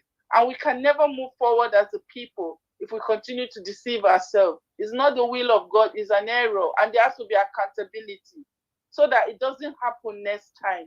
But of course, they will look for excuses, and people are going to accept those excuses. So there's no way we can develop and move forward until these kind of behaviors are checkmate. Then let me just talk briefly about the issue, the medical issue of people selling their kidneys. And I'm in the medical line, and I can tell you that these things are going to be happening more, because when there are no laws, you're going to keep seeing things like that happening. We're going to see now that a lot of doctors are leaving the country, a lot of nurses are leaving. Of course, there's going to be a lot of quacks, and there's going to be a lot that's going to be happening. Organ harvesting is going to be common. This is the reason why you see in the UK there are laws, there are strict laws about organ trafficking and organ harvesting. But we don't have such laws in Nigeria. Recently, a friend of mine she's a nurse. I used to work with her in Nigeria, and she told me that now when people want to go into the theater, they insist a family member to be in the theater to see what is going on. You see, there's lack of trust. Even in cases of cesarean section, they will insist that, okay, the husband has to be in the theater to watch so that they will not take away somebody's organ. So it has gotten to that. And I don't blame people because the trust is not there. They will take your person to the theater. You don't know what they are going to do there when they bring the person out. So this is the level at which we've been in Nigeria now, and people just have to be aware of what is going on. So the lady was telling me that when people are going into theaters, some that are aware of what is going on, they will insist that a family member will be inside the theater to see what is going on when their person is under anesthesia, when the person is not really is unconscious. So a family member will be watching to see what is going on. But it's a shame that this is happening, and we're going to see more of that. So that is a sad situation of Nigeria. And until we have a government, a reasonable government in place, all this will keep happening, and it's going to continue to get worse, sadly. But that is the reality. Okay. Thank you so much, Mr. Nanja, for giving me this opportunity to speak. God bless you, We'll man. continue to create awareness, and we'll continue to speak out until we begin to understand the root cause of our problems and how to address them. This whole thing is going to continue. Thank you so much. Thank you, man. Thank you very much, Madam Deborah. God bless you. Thank you. All right. One more call, my people, so that will be I will focus on the those of you. Thank you very much, Mr. Olomide, for your patience. Let me just pick one more call quickly, then we'll take it from here. Or rather, let me just come to you now. I can see you are ready because say you are always busy. Nigeria Watch. Yes, sir. I don't know if I want to make a suggestion. Okay, go ahead. Which is going to be might be very helpful. I don't know. Okay. We should, since we are trying to do what the media is trying to educate people, we should give opportunity for the speakers to round up, finish their speaking, then give maybe 20 minutes or 15 minutes to the audience, people that are coming in to speak, so that they can elaborate on what the speakers in the studio have done already, so that they'll be able to divert, so that people can really expand what we have spoken, expand on it. All right. It's a suggestion anyway. Sometimes we do that here, but we get carried away, and the broadcast normally just ended like that, and then nobody calls in anymore. Or what we do immediately, the calls are just coming in. It's better we just quickly attend to them. What you are suggesting is also a wonderful one, where people can expatiate more on your submission from the panel. It's a good one as well, but let's see how we can manage all of them together. But meanwhile, Mr. Olumide, if you're available right now, sir, please, I would like you to talk to us. Good evening. Good day, Elvis, and regards to members of the panel. I've kind of listened to most of the submission from the callers, and your drugs or whatever is the noise is coming, Okay, so I've kind of listened to submissions from Mr. Give Us Our Mandate and some of the callers.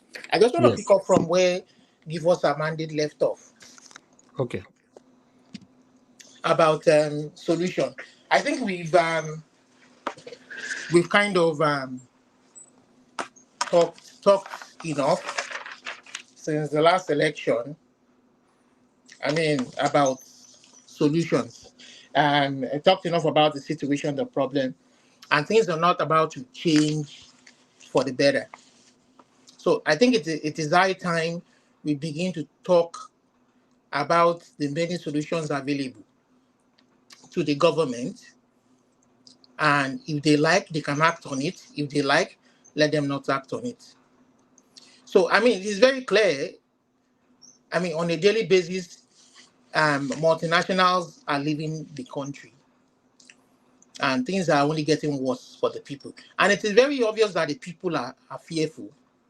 Because the natural thing to happen is when things like this happen and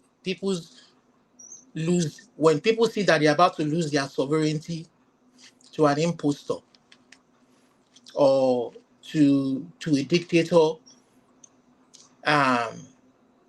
then they match out in civil societies. But unfortunately, Nigerians they've been cowed, they've been treated daily with fear. You know, the answers that happened during the last Buhari regime was very obvious to us.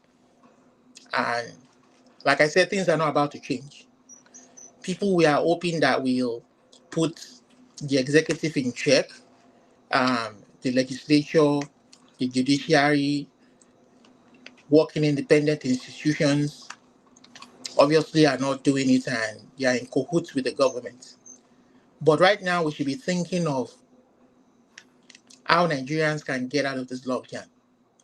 Because, I mean, we can keep saying one Nigeria, you understand? But right now, we don't have one country. It is very obvious that somebody like me that wants a sovereign state, a Yoruba sovereign state, maybe the Biafrans want their own sovereign state, you want a prosperous one Nigeria environment. But we want the same thing, but I think it is right. It is high time for the forces, the anti. This one is not even about anti-democratic forces now. The anti-people forces, the anti-prosperity forces, progressive forces within the country. Everybody has to come together as one to fight this. And then maybe those of us who are asking questions of the way things are or where, we can ask in a very civil way. Because it is very obvious that if I carry my Yoruba nation to these people, they would never listen to me. You want a free and fair election, they will never listen to you. So it's like we have a common, regardless of our differences, majority of us have a common cause. A place where we can all live in prosperity and make progress. So I think it's high time we begin to put. I mean, even during the Buhari regime, there were moments when elections were without influence. Maybe the Osun election, some House of Rep or Senate election. One or two. I think during that period, the international community, some Nigerian civil societies put pressure on the international community to put pressure on Buhari government. And I think they were banning some of his executive or some of his ministers and their families from coming to their countries, and they were forced to do the right thing. So I think it is high time, because if the natural thing is people should come out there, but they're not doing that. So maybe pressure, the civil society who mean well for the people should come out to influence the international community, to put pressure on this government to do the right thing. Because I think that is the most existential threat facing us now. For instance, the Ido election, governorship election is coming up. So are we going to watch for APC to rape the system, rape the people of good governance, when there's somebody with a good idea out there that can do the job, that wants to be governor, that wants to use the people's resources, all the allocations they get, to do the right thing for the people? I mean, I think it's left for the Ido people to kind of think about. And I think Labour Party seems to be the only opposition right now that has the reach that PDP and APC kind of have, and maybe they might not be as clean as we think they are clean, but maybe the vehicle that is kind of different, an alternative vehicle. Because I'm very particular that maybe if people, I mean, I'm not going to say opposition, I'm not going to say Labour Party or the opposition, I'm just going to say maybe the good people of Ido State, or the good people of Nigeria, can rally around Ido State to making sure that somebody who wants to deliver can do the job. for the people of Edo State.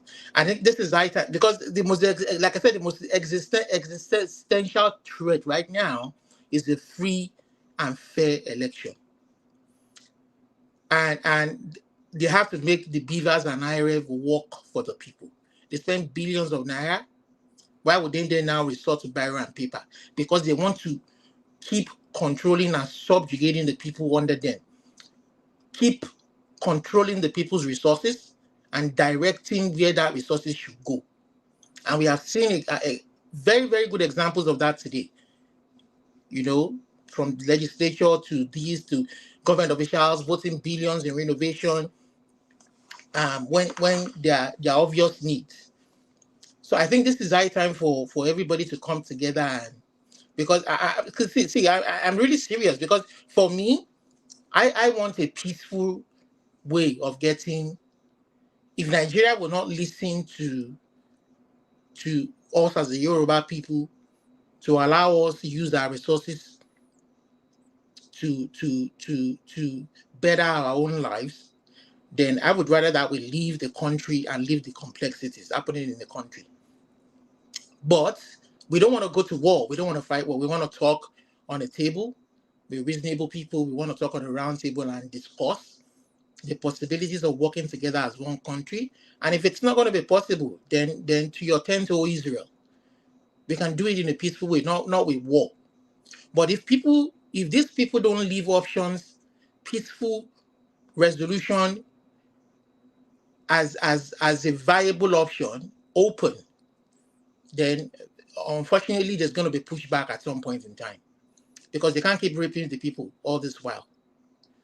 So I'm just appealing to using your good channel, which is a megaphone, to all Nigerians, that the good people of Nigeria should rally around the Edo State. Let there be a free and fair election moving forward. I mean, it's unfortunate, and it was a pity that the last 3 off-cycle elections, when they should have been focused on that happening, we were still basking in the euphoria of or the negative euphoria of the last Supreme Court election decision. Because it would have been an opportunity for the opposition or the Labour Party to reorganize themselves and making sure their votes count. So because if people can vote anybody they want in and out, some of these crazy people will sit up.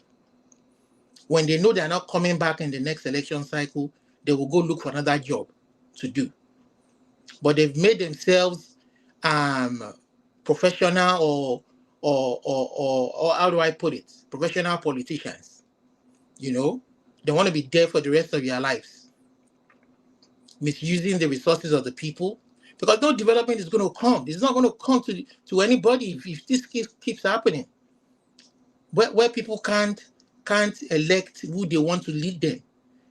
I've been saying that on every platform that I've been to. It's apart from that constitution, that is another major challenge. That constitution we can deal with on a round table. There are many ways we can deal with that and resolve it. You know, ultimately maybe war, civil war, but we're not going to profile that as a fair solution. There are many ways we can deal with that. You understand? Maybe if we sit down and allow people to elect who they want to represent them in a free and fair election, some of these changes can occur gradually. You understand? But these people are setting us back. They're not allowing development. They're not allowing democracy to really take shape. When people say, oh, democracy is not for Africa, it's not for this, it's not for Nigeria, it's not. It is because people like this have not allowed, they've not given it a chance. They've not given it a chance. They've not allowed it.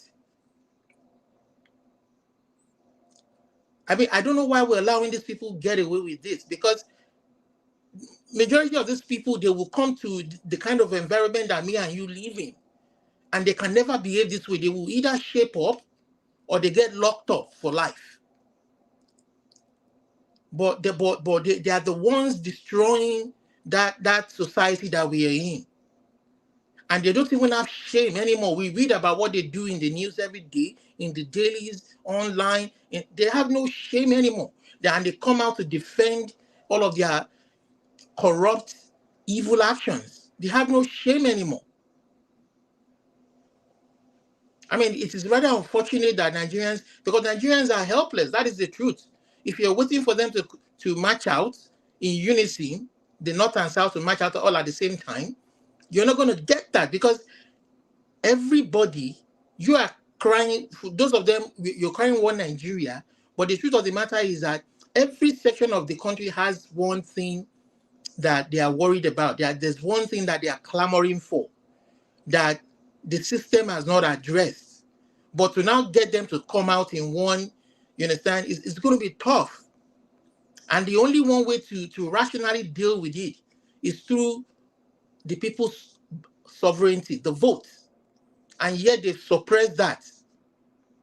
If things continue this way in 2020 to 2027, is this man now going to force himself and rig the election again on the people?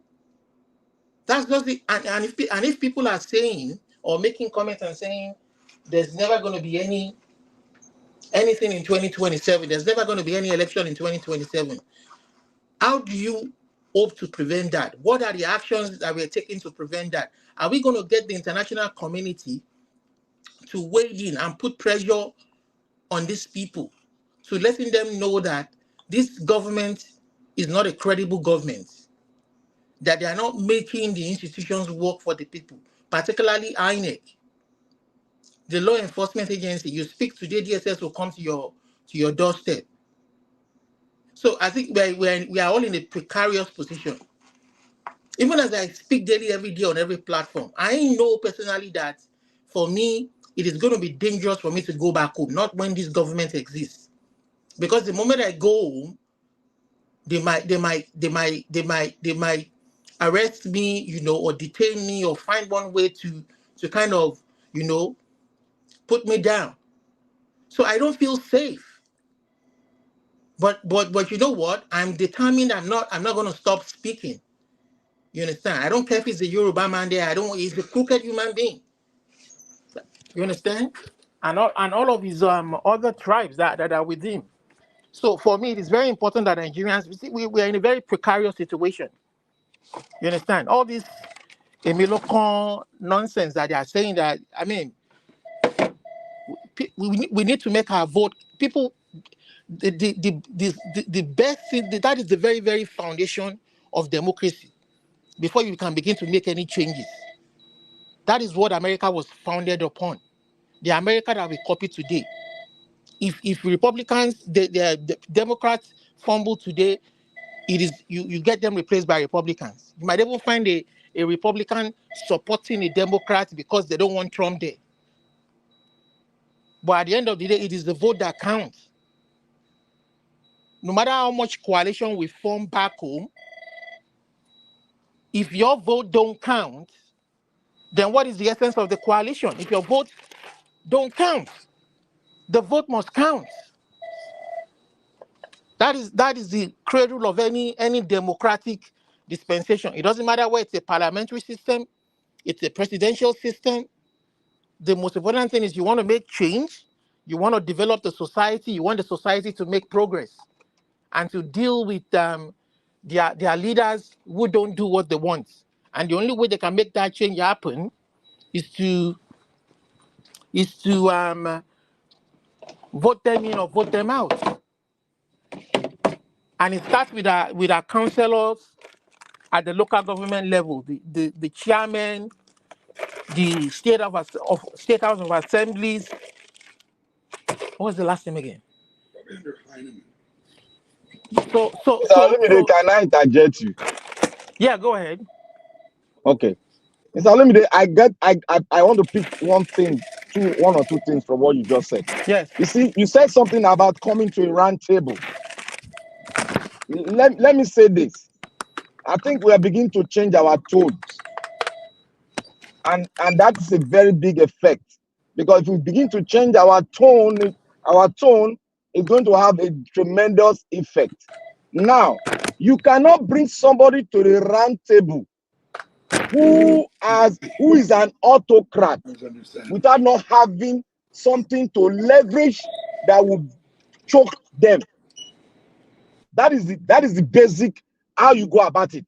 There's no way you can go about it. If you don't have anything that can choke them, you cannot bring them to the round table, because they are on a course, they are on a mission, and they've set their mission to be accomplished. I want Nigeria Watch for us to critically analyze the statement Agbado made when the woman leader went to London and he said, I have nothing for the North. That means he is not the president of the whole country. That is what I want to say. Thank you. So what I've even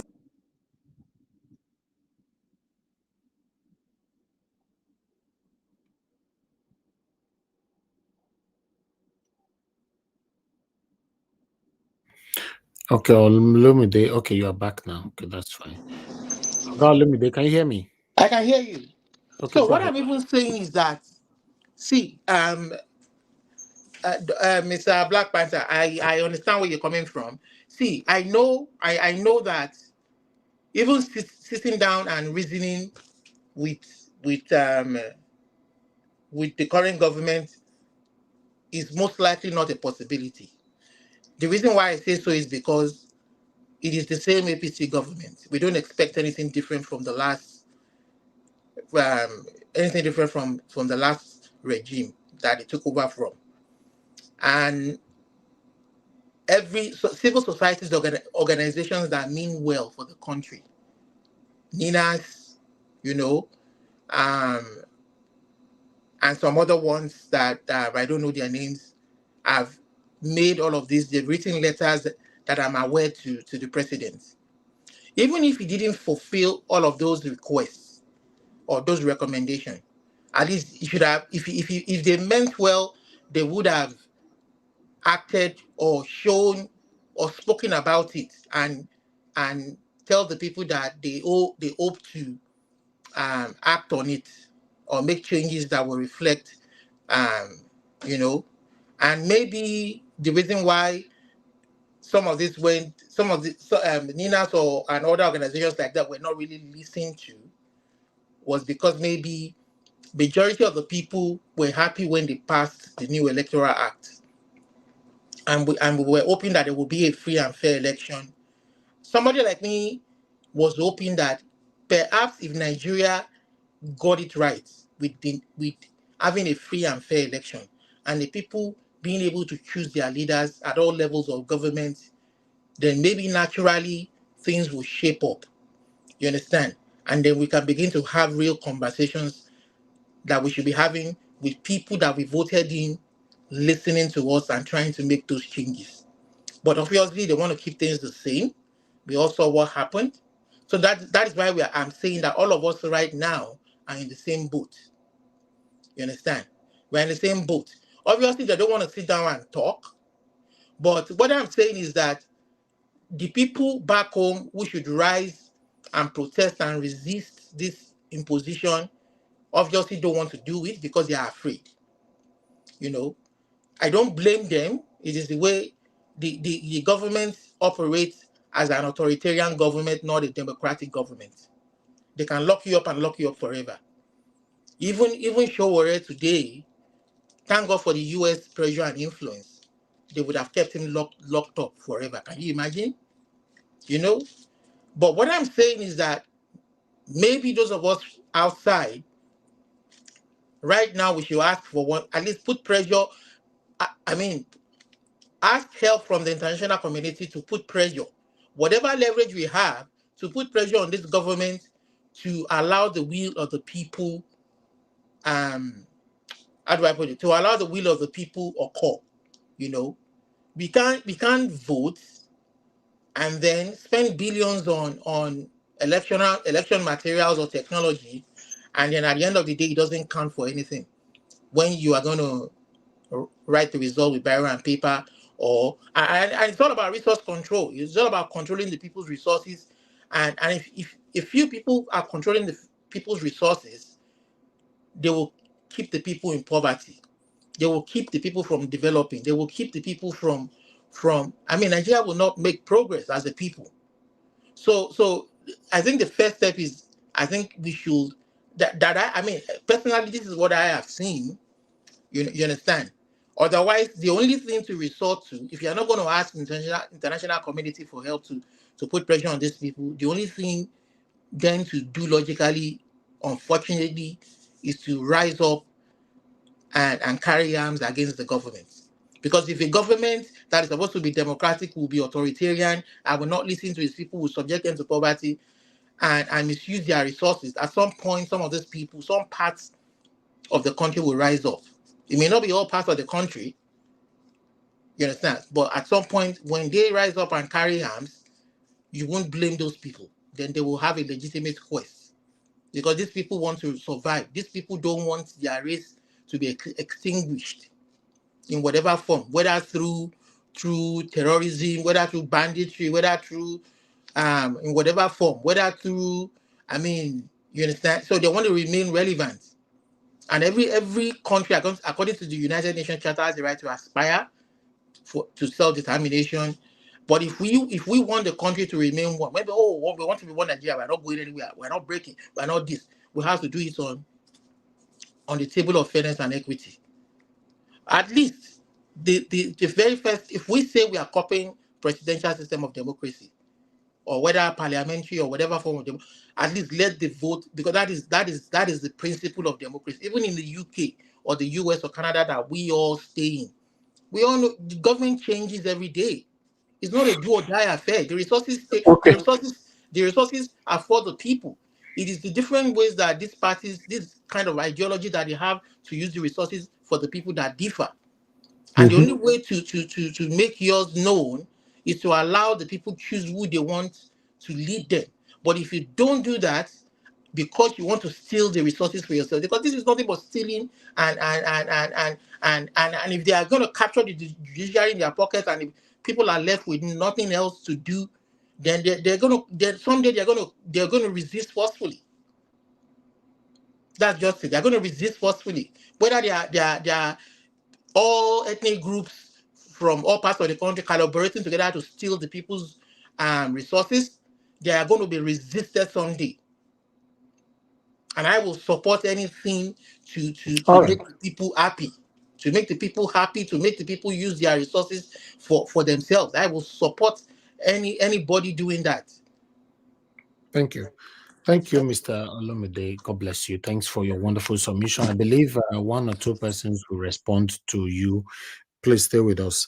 But meanwhile, before I move on to the next person, I want you guys to know that tomorrow by 8 p.m. Nigerian time, we're going to be having Mr. Tony Nandi with us here. You know, you all know Mr. Tony from the NINAS. You know, is the legal practitioner and the co-convener of NINAS, Nigeria Indigenous Nationalities Alliance for Self-Determination.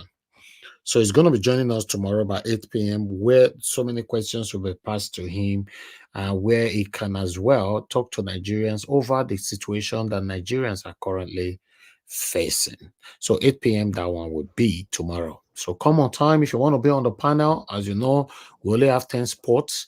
Me and Mr. Tony do already collect 2. So now only 8 that go remain. So it's all about who come on time and who grab linked on time. So yes, so we see them, my wonderful people. So I want make una know say that one day tomorrow. So many questions can be asked. You can ask judiciary question. He's also a barrister, so you can ask questions that happened, how the election went on, and all that. So Mr. Tony, now we answer all that question by 8 p.m. tomorrow. So the beautiful thing about it is that Oga CM will be with us tomorrow, and I believe he will have a wonderful questions to pass on. You know, I'll be Oga CM. Watch. Yes, sir. I beg, before you land finish, please can you give me the I'm pleading for me to speak now because I want to go into something that I don't know. Yes, it's your turn now. It's your turn now. Yes. Okay. You know. Okay. Go ahead. Thank you very much. Thank you, Mr. Naija Watch. I thank everyone that has spoken eloquently. Olumide, God bless you. You spoke well, objectively, as somebody that loves his country, and you gave options and you landed well. Nigeria, before I go ahead, I want to thank you all for coming in. Most especially, I want to thank all the people that love change, that love Nigeria, that are glued to this media called Nigeria Watch every day. For some are still at the edge to make a decision, but they want to listen to what we have from we live in different parts of the world. I want to most especially thank you people out there that are listening. And as you are listening, also do us a favor by pressing on the like button, and also, disseminating information about this media Nigeria, so that they can come and listen and be a part and parcel of it. Because we are in a very dicey situation in our beloved country. We might speak and speak, but we got to speak to the soul.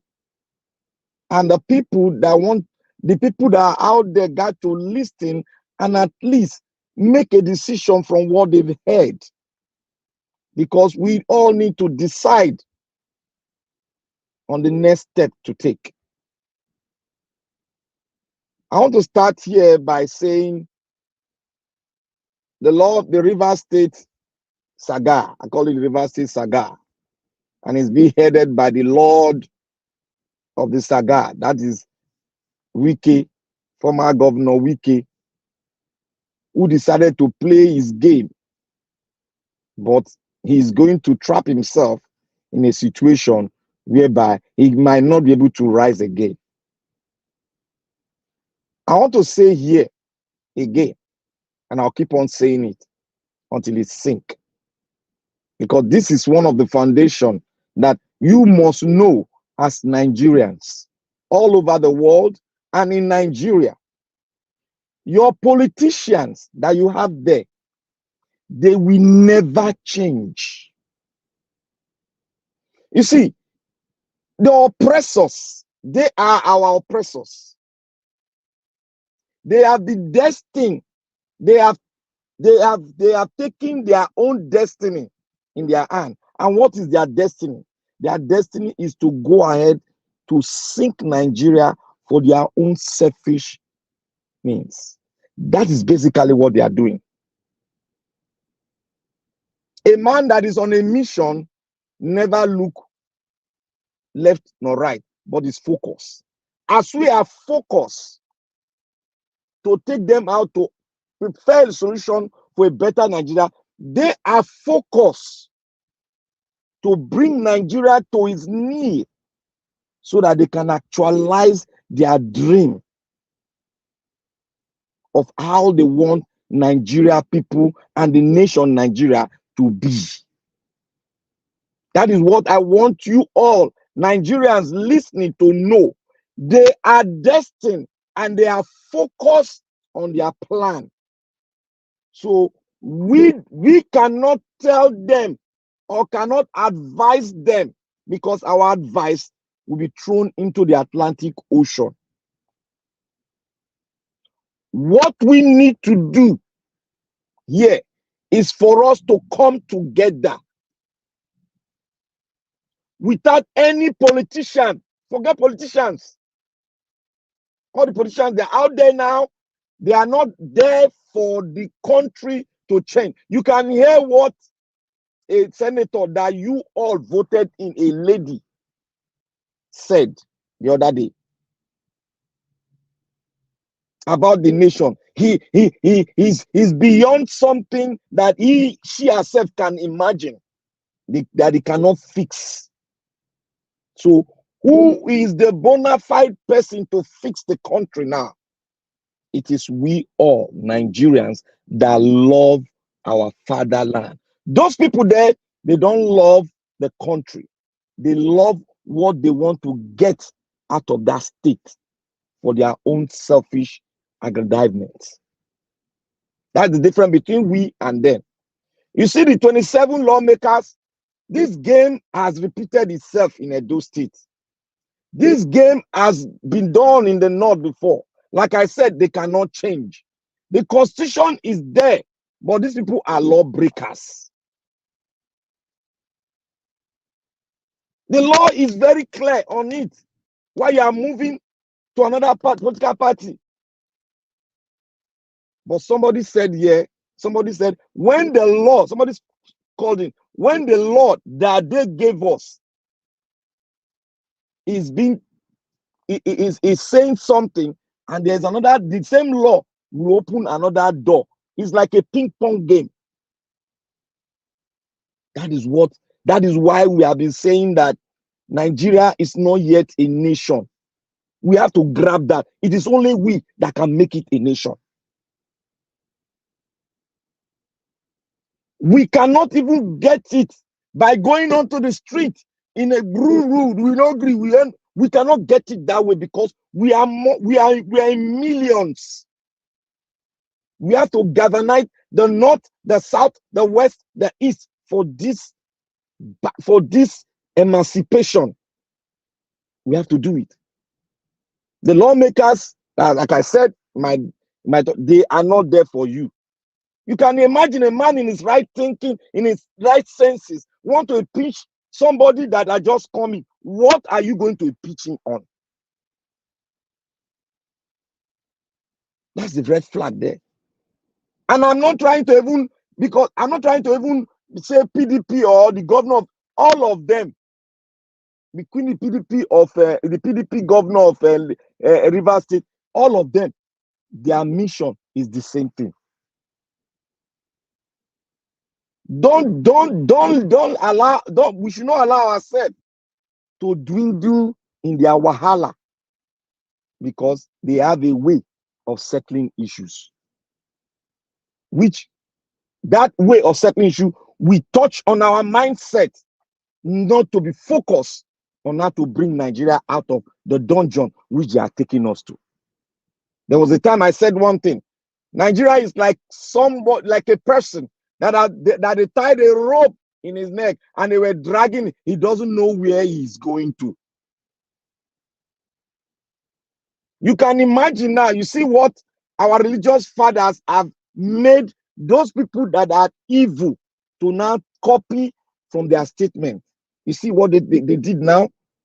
You see how religiosity has made the president who people say is a core Muslim, a man, a love. Islam is all about love, peace. But look at what he said. He said it is God that made that decision to allow that thing to happen. They are copying from where? From the religious fathers. So Nigerians, we have to come together. I said it one certain time, one of my submission. The only way we can beat them, because you cannot bring them to a round table by just talking. You have to have something as a leverage to use it to discuss with the international world so that they can support you, look into it, they can support you to actualize what the dream of building a country, so that there will be influx of Nigerians traveling, committing crime all over the place will be stopped if we become a nation that is ready to build its own land with the help of other notable nations that have done the same thing. We are not an island. What I'm saying now, right now, Nigeria need help. It is no matter of you are being bigot, oh, we can do this ourselves. Nigeria need external help. But before that thing can come, we have to come together, form a coalition, give it a name, and move. We have to go to a round table with people that have like minds with us in the international world. For we to bring these people in, we have to bring something that we can hold on so that the international world can believe our cause. Because we cannot say we want to change. They'll say it's legitimate that the Supreme Court has spoken. But we have to bring facts, figures. How 63,000 Nigerians were killed, and they say it's the act of God. How children were taken from their mother's womb, they say it is the act of God. And for those that are still supporting this, and for those that are saying all sorts of things, using their media to do, they are all part and parcel because they have sold their conscience with just a token from the master's table. So Nigerians, I don't have anything to say. But one thing I would say is that the time is getting near. Something is going to happen.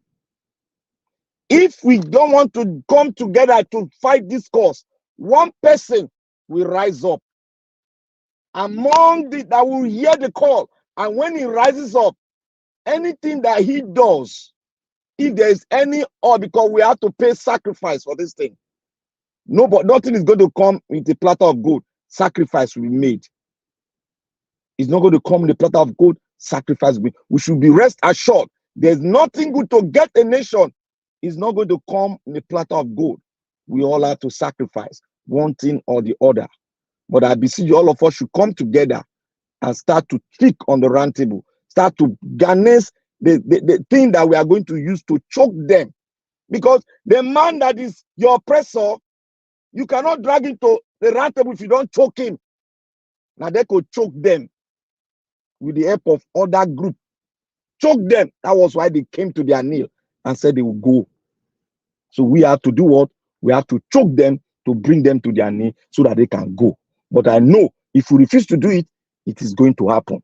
And just one man will hear the clarion call. The man will get up and pay the ultimate sacrifice to get Nigeria come together as a nation. And the deal will be done. This will be thrown out to the oblivion and they will never rise again. Thank you, Mr. Niger Watch. All right, my brother Black Panther, God bless you. Thanks for your submission. Okay, guys, babe, make gonna press on the like button. Help us to share our broadcast as well. Also press on the $sign, support us. What's happening? Nobody buy me water today at all. Let's say everybody all the verse for this situation for Nigeria. Yes, everybody the verse, but we must also try to encourage those of us that is coming out every day, to pass this news to you here. Thank you very much. Please press on the $sign, support what we're doing here. Press on that like button as well for our voices to go far. Okay, let me call on Oga CM. Thank you very much, sir, for joining us today. Good evening to you. Please unmute yourself and talk to us.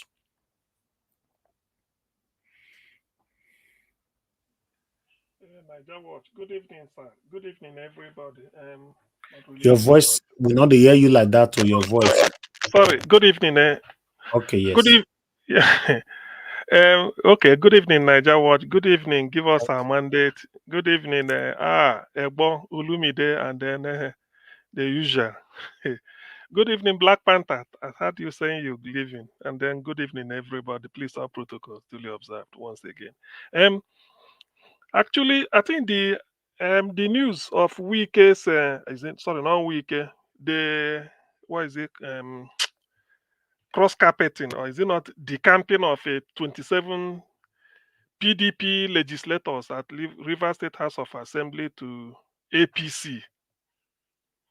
We all know we all know the game they are playing. It's just that they will make up the number and then impeach Fubara or so. That's what they want to do. They feel that doing it under the banner of PDP may not work. So they had better become an opposition. Say after all, they move. One of them will move a motion. They will put it to vote. You see, I tend to have a sense of foreboding, in the sense that I know Nigerian politics it's not done on merit. We all know that. After all, that's why that is the reason why we are in this mess today. Looking at River State or River State politics, it has always been people from one area. I don't know the senatorial zone, but all I know is that it's always Ikwere. Now, there are Ogonis that are suffering there too. There are Ijos, and I think there may be other people. So in this case, I always believe in equity. I always believe in equity. What is good for the geese should be good for the gander.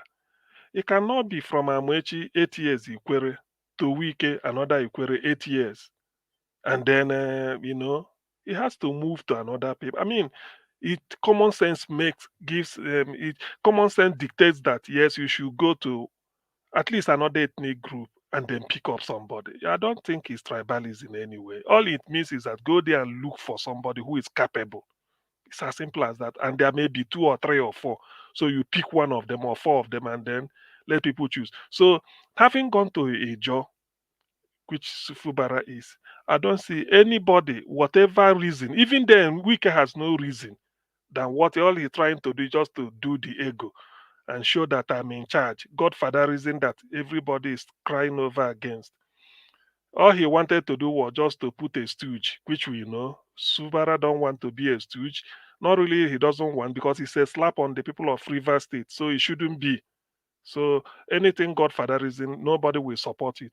So trying now to come through the back door to remove the man, I don't think is just tearing the honest nest. And to that I will say this: let us also let us recall that when the first sign showed itself, or when Wike played his hand with that burning of the House of Assembly, or whoever, whether he's loyal, people that are loyal to him or not.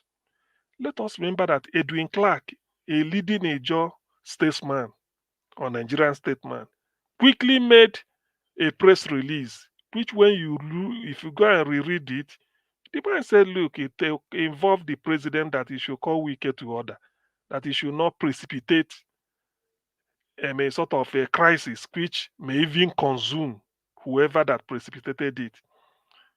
Edwin Clark is a Ijaw from Delta State, not from Rivers, not even from Bayelsa, which is bordering the. But look at Delta, Bayelsa, then this. You see, what Wike want to do is to pitch the Ikwere people against the Ijaw people. I'm being a realist here. I followed Nigerian politics for quite a while. As ugly as it may sound, and there are Ijaw people like I learned, I think in Edo State. I mean, not Edo. I think Ondo State, or maybe Akwa Ibom. I think there are many in some of the states, but I know of Bayelsa, Delta, and Rivers. So this is just like battle drawn. And remember, Wike, some of us say it here that Ikweres are Igbos. But because Wike in his political chicanery, he just want to say, I'm a Rivers man and not an Igbo one. Now the die is cast. What might have you to take on these people? Because any attempt for you to impeach this person, they may unite that no Ijaw person can come up.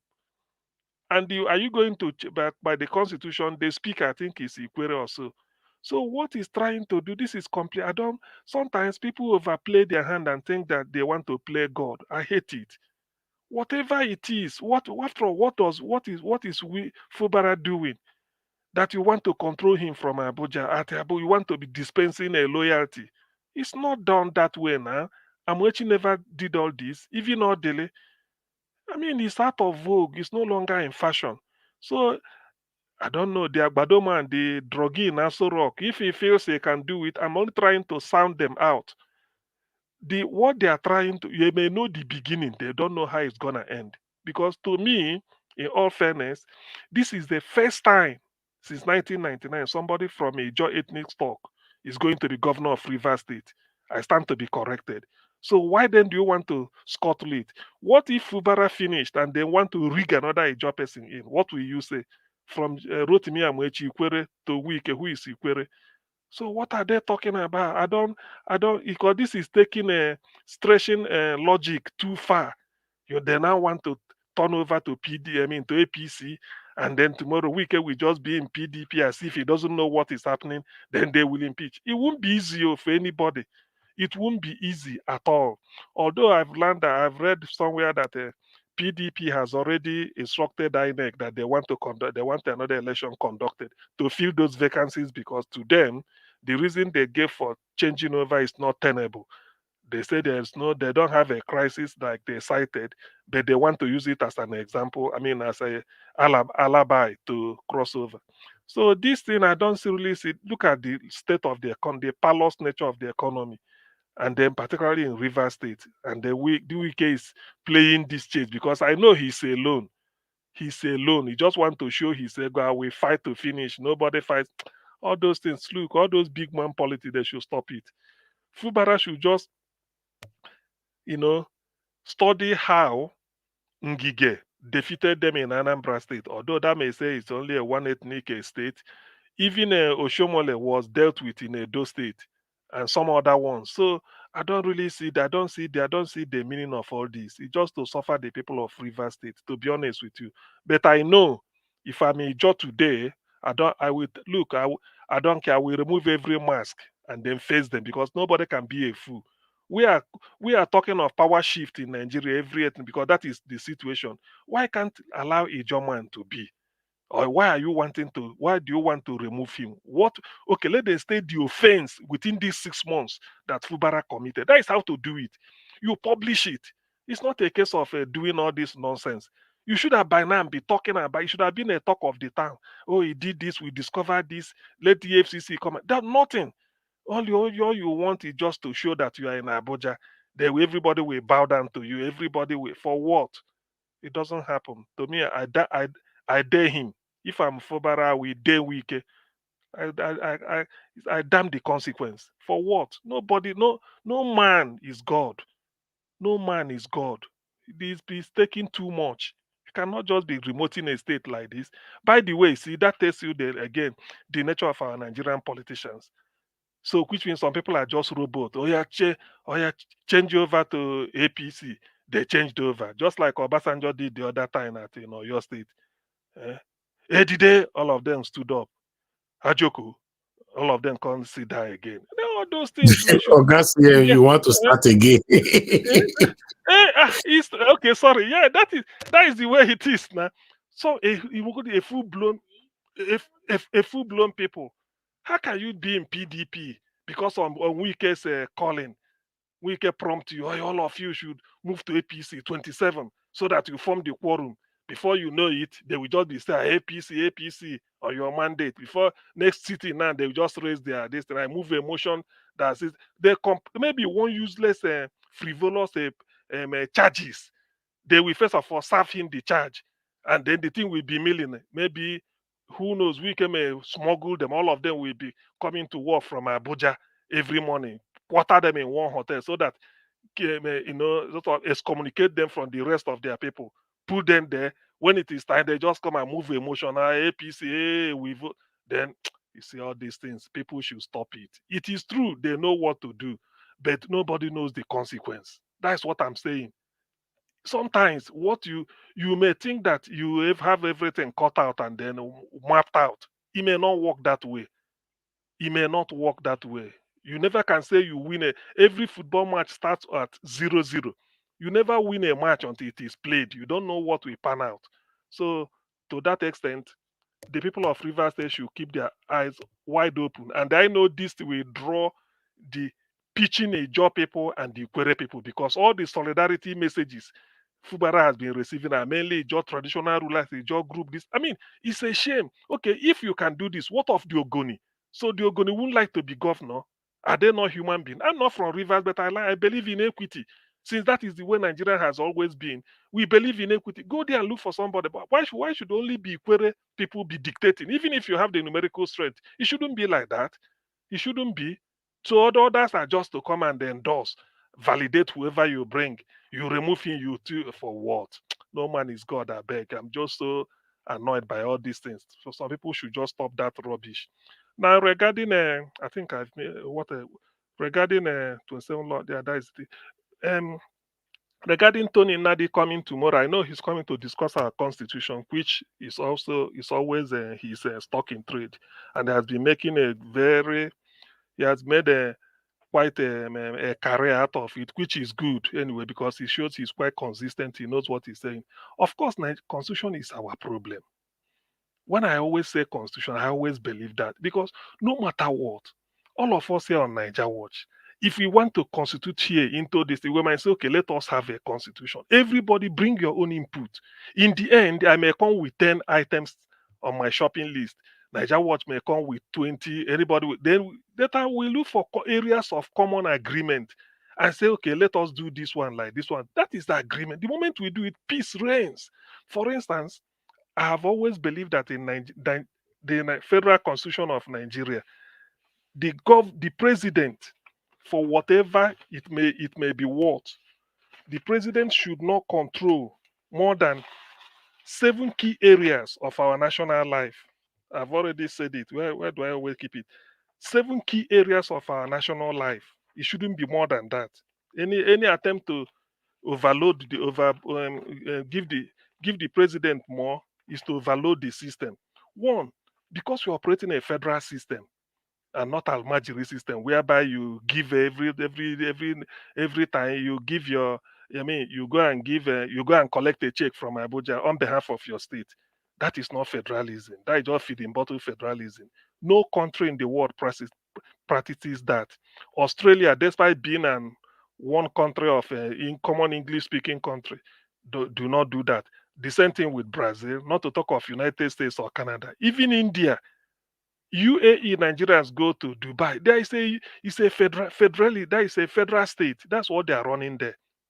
Abu Dhabi and all those different I think Emirates, they call their own Emirates, but they are different. So they develop at their own pace. Dubai might be the most advanced, maybe Abu Dhabi, and then all other ones. So there are a lot of things we have to learn. So in Nigeria's own case, because sometimes when people are discussing certain things, those that do not understand it might be wondering, I don't see the reason why Nigeria, something issues like education should be a federal concern. Primary school in Nigeria is federal. I say ASUBEB. What is it called? Basic, BE, is it not? Universal Basic Education from the Federal Ministry of Health. Secondary school, federal government college. For what? Every state should be able to manage health and education, even roads, so that you can build this thing. Then security, you should have it. Second, maybe university campuses have their own security. If you like, local government should have their own security. State government should have their own. Even if you like, you can have senatorial police if it's possible. So the essence of all this is just to maintain peace and then to cut crime. But the idea that somebody will then be, Abuja will be policing the whole country, it's not possible. It hasn't worked. Based on evidence, it hasn't worked. People should know that. So I'm proposing that one, the Federal Republic of Nigeria, the office of the presidency should be levied to manage the following key areas of our national life. Number one, defense. I've all been saying it. Defense, you have the army in whatever shape or form, the navy for our waters and their continental shelf, then the Air Force. These are the 3 key areas of defense they should manage. Secondly, intelligence and secret service, which is even the most important one. You see, talking of intelligence, you can now see what happened in Kaduna. If you have good intelligence, it may take you time, but you will get it right. Intelligence, you can always do everything based on intelligence. So intelligence does not just mean to know to smoke out the enemy where they are or know that some people are in cave. No, intelligence can also be that there is a case that in the forthcoming election, some people are planning to come and snatch ballot box. The intelligence has already, by intelligence report, they've already known it. So this is part of it you gather, because the way you penetrate different strata of the society will be feeding information. And how do you know an intelligence officer? You won't know. You may think he's another roadside mechanic, but he's there doing what he's doing because he's trained. So intelligence and secret service should be a core area that the federal government should, exclusively the federal government should control. Then diplomacy and foreign service. Of course, we should have foreign missions to every part of the world and then post ambassadors and maintain diplomacy. So this should also be federal. Then immigration and passport control and identity service. All this national identity card, immigration here, whether we have a immigration border post in every state or maybe in every local government, and then how do we get our passport? Who issues it? So it should be federal. I agree because of that. Because of identity, it should be uniform. Because we're talking of a country, you only need your passport if you are leaving the country. In that case, you have to belong to a nation, because within the country you might grow and die for live in your country for 100 years without traveling out. In that case, you don't need international passport. It's as simple as that. Then the fifth one is banking and currency regulation. Of course, the central bank should be issue currency and regulate also its availability, and then control the amount inflation and deflation, liquidity versus profitability ratio. So the central bank should be determining all this type of thing. Then you have a national guard and border control. Yes, Nigeria we have border with Niger, I think Niger and Chad. There should be a border guard there, just like an office. People report there. Might be an estate towards the border. People living there, border guard. They know who is coming in. All our borders will be not really putting wall, but at least a good 5 kilometers from the border or 2 kilometers. You meet. So you know that you are into our border. There should be control. Down south, the same thing. So when you do all this, then in terms of policing at the federal level, Abuja should be police responsible, they may be to the presidency.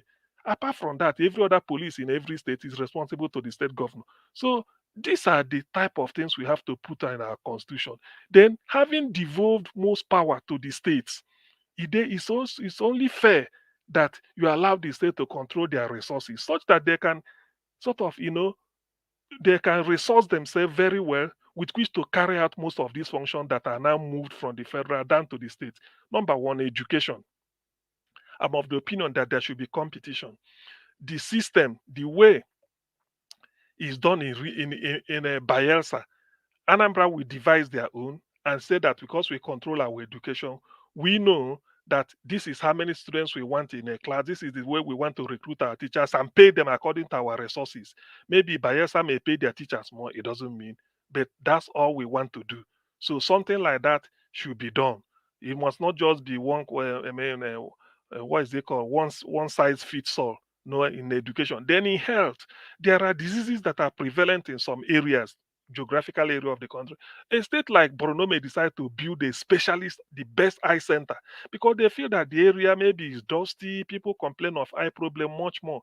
Then maybe a state like maybe Bayelsa at the coast may say all they want is something like a waterborne diseases specialist. They may do it, and then diarrhea and all those type of things. Then a state that is something like a forest area, there are things. You see, in health, you have to, apart from the normal what we know, like whatever, you have to do it because you are not doing it for your people, and then based on need and demand.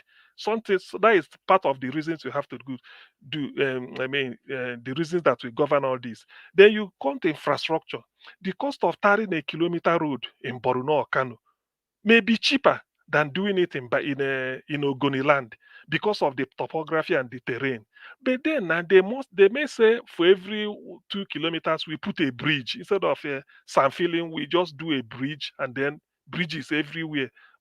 Kano might tell you we don't need bridge. The land is so flat that from here you can see 20 miles from here, from where you are standing. So you do it according to the way you like. And if there is no need to put a bridge, you don't put it. If there is, this should be based on your resources. So there are reasons why Nigeria should be unburdened. The federal government should be unburdened. It doesn't all go well. Then issue of religion, we know that Nigeria is a secular state. That religion should be at your level. It should not be messed up at the federal. It's as simple. No, it shouldn't. We cannot discuss it. Just every state, if you feel that you are Muslim dominated, then you constitute your religion board and then do it the way, because based on the need there, the way it is in the other place, just show understanding. Make it a way that you are reflecting the reality of your area, because you should be semi-autonomous and operate that way. So that is the only way, to me, I feel that we should first of all lessen the tension at the center. By lessening the tension at the center, then you allow now the state to grow, such that the competition will now be maybe between Akure and the Oka, Abeokuta and the Calabar. People will now be talking which state is developing better based on resources. And then because some states are having more minerals than others, if you want to mine it, you mine. Some places might say because of the abundant sunshine, why can't we develop a solar energy and then empower our states to tell people that you can come here, we have solar, you don't need to pay much because it's cheaper, because maybe you may not do much. So there are ways we can use what they call not just comparative advantage, but competitive advantage, in which you have a little bit of a more advantage than the other. So we all know this. I'm not trying to be original. People have said it before, but the thing is, why can't we do it? Having seen that the Almajiri system we are running at the center, whereby you go and collect money, is dead. It's not leading us anywhere. And again, you don't need to depend. You don't go to the federal. All you need that we'd agree how much will each state contribute based on your ability, based on what you have. How much do you contribute to run the center? That's what we should do. Somebody may tell you, oh, we've done this thing before. It doesn't mean that you try something and then it's not the thinking that time that is the thinking now. Okay, since we've left that system, when we did regionalism, then we came back. Has this served us? Even this is worse because you can always draw. Said when we were doing regionalism, even before it was truncated, and now the little we did now with all this nonsense we've been doing since, look at the corruption, look at the enmity, look at the hatred. It's not like that.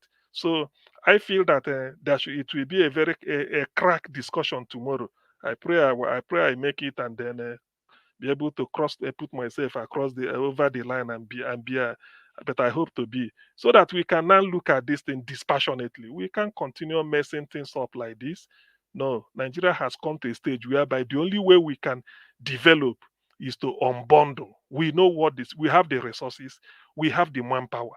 The only thing is that some people feel that they will lose out. But in the end, you won't lose out. Okay, thank you. Nobody will lose out. It will be gain everywhere. Win for everybody. CM, Nobody will lose out. Yes, please. Please don't vex. The annoying thing is that these resources, if we are patient and everybody take what is due to them, this thing will go round. More than. It will go. We are in the UK. We are patient. In US, we are patient. In Canada, we are patient. You understand? If we are patient, this thing will go around. But somebody wants to steal enough that will last till his I don't know. It's just crazy. It's true. It's just greed. That's why I don't see why we should be. We are capable of doing anything. We are because that is the only. I've never believed that we should run to the West to help us. My only starting point in addressing Nigerian issue is that it's like you lock your door or compound. Your solution is just tell the world. If somebody say, look, I'm doing it because the West, they want this. Some of the things they are doing in Canada, they are doing it because it favors them, not because they want to listen to UN or this. Because first of all, they talk of what will be good for Canada. That is what they will be discussing. What will favor then you them. know what? They don't care. These guys are mining gold in Zamfara. They are mining gold in Oshun. They are exploring resources in other places. They are not telling Nigerians anything. You see, so they that just keep quiet. That is this, and there are many of them everywhere. So please, people should now, because this suffering has opened people's eyes, particularly myself. There is nothing we can do than to. So if people, because when you say restructure, people will fear. Those federal government concentrate on these 7 areas. Leave the state to do the rest, and then state, because they've given you extra responsibility, now use what you have to develop your place and then give us a little. Let's try it for 10 years. First, it will bring peace. It will bring peace because there is no need somebody live from Anambra going to Abuja to go and look for what you have, because everything is now in your state. You sort it out there. Even if Anambra is messed up, it doesn't mean Ondo will be messed up. It doesn't mean Kwara will be messed up. It does not follow. That's my logic. That I'm doing it wrong does not mean you must do it wrong. Or that I'm doing it right does not mean that you cannot do it right. the same way I'm doing. So I mean, let's not probably that 66 the class of 66, they are fading away. Buhari was the last person to leave, so Agbado man is not the class of 66. So it's like technically the class of 66 that have been holding us hostage, either in military or this thing, they've all gone. So let's come back to the reality. Thank you, Niger Watch. Thank you, everybody. Thank you. God bless you all for your wonderful submission. We are here looking for a solution how we can have a better country. So I appreciate every one of you that always come around to air your voice. A lot of people listening to you. You'll be surprised the people that will actually listen to your voice that doesn't come on air, or prominent individuals that you have so much respect for that is listening to your voice. You're going to be surprised. So that is why I normally say, most especially people on the comment section, when you are leaving comment, please always have a second thought that there are people reading your comments, so always pass your comment. Don't just pass it as you like. Pass it, proofread, then post it. There are people who go to comment section, who come here every day. They want to listen to the plight of the people. Thank you very much, everybody. I appreciate you all. I'd like to quickly appreciate Peggy Body. Thank you very much. The only super chat for me today, putting a lot of smiles on my face. May God bless you, madam. I appreciate you. Thank you so much for this wonderful encouragement as usual. You said God will continue to bless you, strengthens you always in all that you do. I really appreciate you. God bless you. Amen. Amen. And God bless you too. Thank you very much. All right. When I see things like this, I'm happy. You don't know why I'm happy. It gives me courage to, okay, make I come out again, make I do this, make I do that, make I go extra mile, make I do what I do. But when I don't get that encouragement like that, it now looks like it doesn't have to be finance. Don't get me wrong. Oga CM is with me today. This is encouragement. Olumide is with me today. Black Panther is with me. Give us a mandate with me. Mr. Dua just came in. It's also encouragement. When I see all these things, it gives me the reason why, okay, let me do more. But when I get to understand that, yeah, you guys are giving up of the struggle, then me myself, I just, okay, what's the need? Let me just kukuma but it's not a good thing for somebody to lose interest on what you're doing. So I thank every one of you that is encouraging us. Those of you on the comment section, starting with Mother of All Mommy Diaspora, thank you very much. I appreciate every one of you. Those of you liking our broadcast, sharing our videos, those of you also subscribing with us, and God bless you all. I appreciate every one of you. Mr. Dua, it's good to have you here today, sir. I would like you to talk to us in the next 5 minutes so that we can quickly do a roundup, because we already hit that time, 3 hours, our maximum stay. But today, now it looks like we're going to stay more than that. At least another 30 minutes is enough for everybody to round up our final submission. Mr. Dua, please talk to us, sir, in 5 minutes. Good evening, sir. I just came in now. Despite that, what I saw was the topic was River State and those who. That is what we're talking about, exactly. So, but despite I heard that our brother Chairman CM was talking on different something. So that is why. Anyway, for the party, if that is the topic and that is the talk, we know that APC is PDP, PDP is APC. So that is just one. I mean that they call the PDA APC. Oh. Yes. So that they are just the same thing. Tomorrow, when they see that the person who is now on this side is now on this side, that we favor them, because these people are not really genuine who want to work for the country or want to work for the state. These are the people who want to work for their pocket.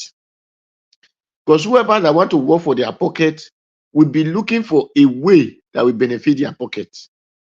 So, because if he want to work for the state, he will stay on that party to defend whatever will benefit the people, not what will benefit the party or what will benefit only him and his family, like what we are seeing in House of Representatives and Senate today. So, because they will always put people first before anything, put the environment first before anything. So So whenever we see that they are decamping or defecting, it's not new because their politics is a prostitution of a prostitute, and these prostitute parties we have in Nigeria. So that is it. Today the member can be here, tomorrow it's turned to this side. So and they will not even question you, and they cannot even sanction them. So that is it. Because now the governor there, which I just watched Wike interview, he said he hate or he cannot stand the ingrate.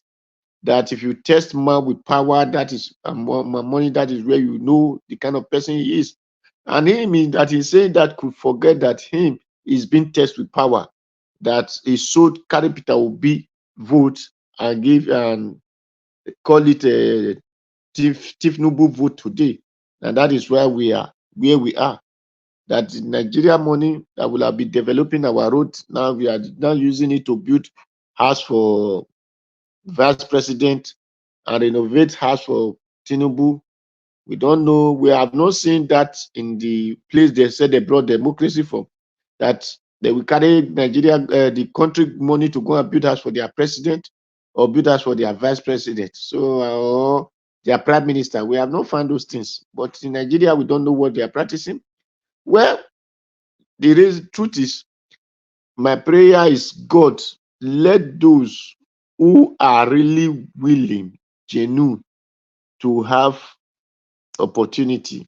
Because at times they said you can buy the truth. They said buy the truth and sell it not. In the book of Proverbs, for those who read the Bible, said where wisdom is worth paying for, but too valuable to sell. So why some people now use the English and buy the truth and sell it not? So for those, if we have found those who can pretend to follow these people just to get that power, I will have be happy, and such people will have been what we want to see. Then after they come there, then they cannot bring at their recall and say, no, that's why we are following you to just get this position. This is not how the country is supposed to be. This is not how life is supposed to be.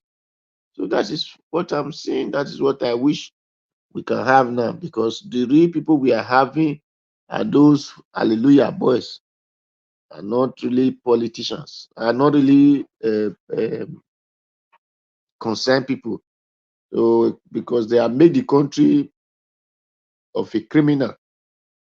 For me, Nigerians are not to be trusted, because if 100 Nigerians are crying, there's only one that is crying because the thing is really killing him. 99 for me, 99 are just crying because it's not them that is opportunity to do such things. So that is it. And that is all that we have to say in that their defection and their whatsoever. Thank you. Thank you very much, Mr. Oduwa. It's good to have you on the panel today. Let me take this call quickly before I come back for a final submission. All right. Thank you very much, Mr. Ewu. Thanks for calling in. Good evening to you, sir. Talk to us. Good evening, Mr. Niger Watch, and God bless you. I greet everybody on the panel. Thank you, sir. I notice you always call in when the broadcast is over, sir. It means that you watch the broadcast like late, or rather backwards. I don't know. Yes, you know, like I told you, I go out for medical, appointments. And anytime I come in, sometimes I want to hear part of what you people are discussing before you can call in. Oh, okay, yeah. Yes, so that's my problem. Otherwise, I will be calling when others are calling. So I want to know at least what you people are saying before. I just don't want to call in and look stupid. All right, talk to us. That's just my problem. Yes. Thank you. I greet you all. I greet everybody, and I bless you and bless God for you. I want to thank Mommy Diaspora also for the assistance is given to you there. Now, I just want to look at the Bola Tinubu comment as against what his vice said some days back. Does that, tell us that this is a president that wants the good of Nigeria? a man who opens up his mouth to say that his own military killed his own people, that it is God's will. Honestly, such a person should just go and resign immediately. We shouldn't let anybody see his face after making that comment. Unfortunately, he will not resign, sir. He will not. So he will not. He will not, because he has no shame. Now, there was somebody else who made a comment, I don't know his name, I didn't quite pick. I just overheard him saying that they are making effort and they are talking to certain people who are going to talk to the presidency. I didn't know what it was all about, but I think whatever that fellow was saying, if they follow it up, I think that will make some sense for Nigeria. Let them go out there and go and talk to this man and tell him to get himself out of that place, because whether he stays there 100 years, he cannot help Nigeria. And for those people who they were interviewing on the road, it shows us the level of their own reasoning. Some of them who say, yes, give him 1 year. The question is, the 6-7 months he has spent so far, what are the signs that there is going to be any improvement? Is there any sign whatsoever that shows that Bola Tinubu can make Nigeria become anything better than what it is right now? No, nothing. And then I come to the military. If you remember, I keep telling you, it is not everybody in the military that is happy. The top officers, some of them are in the game. And whatever they say is what the subordinates take. People work according to command in military, in uniform. The hierarchy must be obeyed. So for those soldiers that we are talking there, I think if such people can really organize themselves, know those who truly are sincere among them, and they come out and encourage the civil Nigerians to say, well, we will come out with you people. Whatever will happen, let us see. We will be on standby and be watching. It can make a lot of difference in what we are talking about. The military is not happy. Even in the police hierarchy, people are not happy. All the, security agencies, it is not everybody. But one thing that the Nigerian government did, Mr. Niger Watch, this past 2 decades or 3, we are to do what? Reduce soldiers, policemen, and all the rest of them from the south and the southeast, south. Then, they reduce that of the southwest as well, but not like that. Majority of the people in the military today, go and take a look. Do your survey. They are majority from the north. And when I say north, I'm talking of the Fulanis, the Hausas. The middle belt, you don't even, some of them that are there are just there because they don't have choice, they have to bring them there. And you come to it again, you see, they put difference between the religion, Christian, Muslim. If you are not of the stock they want, they play you down. Check the higher hierarchy. The hierarchy above, majority of them are of their own stock. I don't know what Nigerians want to make out of it. Gradually, Bola Tinubu had become an instrument for the oligarchs to do what? Gradually kidnap the whole of Nigeria. Then I mentioned something to you the other day, which what's the name of this, my friend, from Delta, the one that also always, play, was it? Well, how do I, look at me, the name just came and I forgot. He was talking about Nigeria being Islamized and the British giving an endorsement to that. I don't know the investigation done on that and to what extent they have confirmed that to be the truth.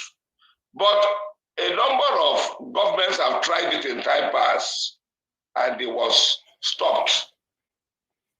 Bola Tinubu, if he tries it and succeeds now, then it means Nigeria is in a very big trouble because already they are fighting, civilians are all over the place. That's the jihadists. They are everywhere in Nigeria, whether we agree or not. I saw them with my own eyes and I know what they are there for. So if Nigerians say they are not hearing you and they are not thinking of doing anything, it will be unfortunate.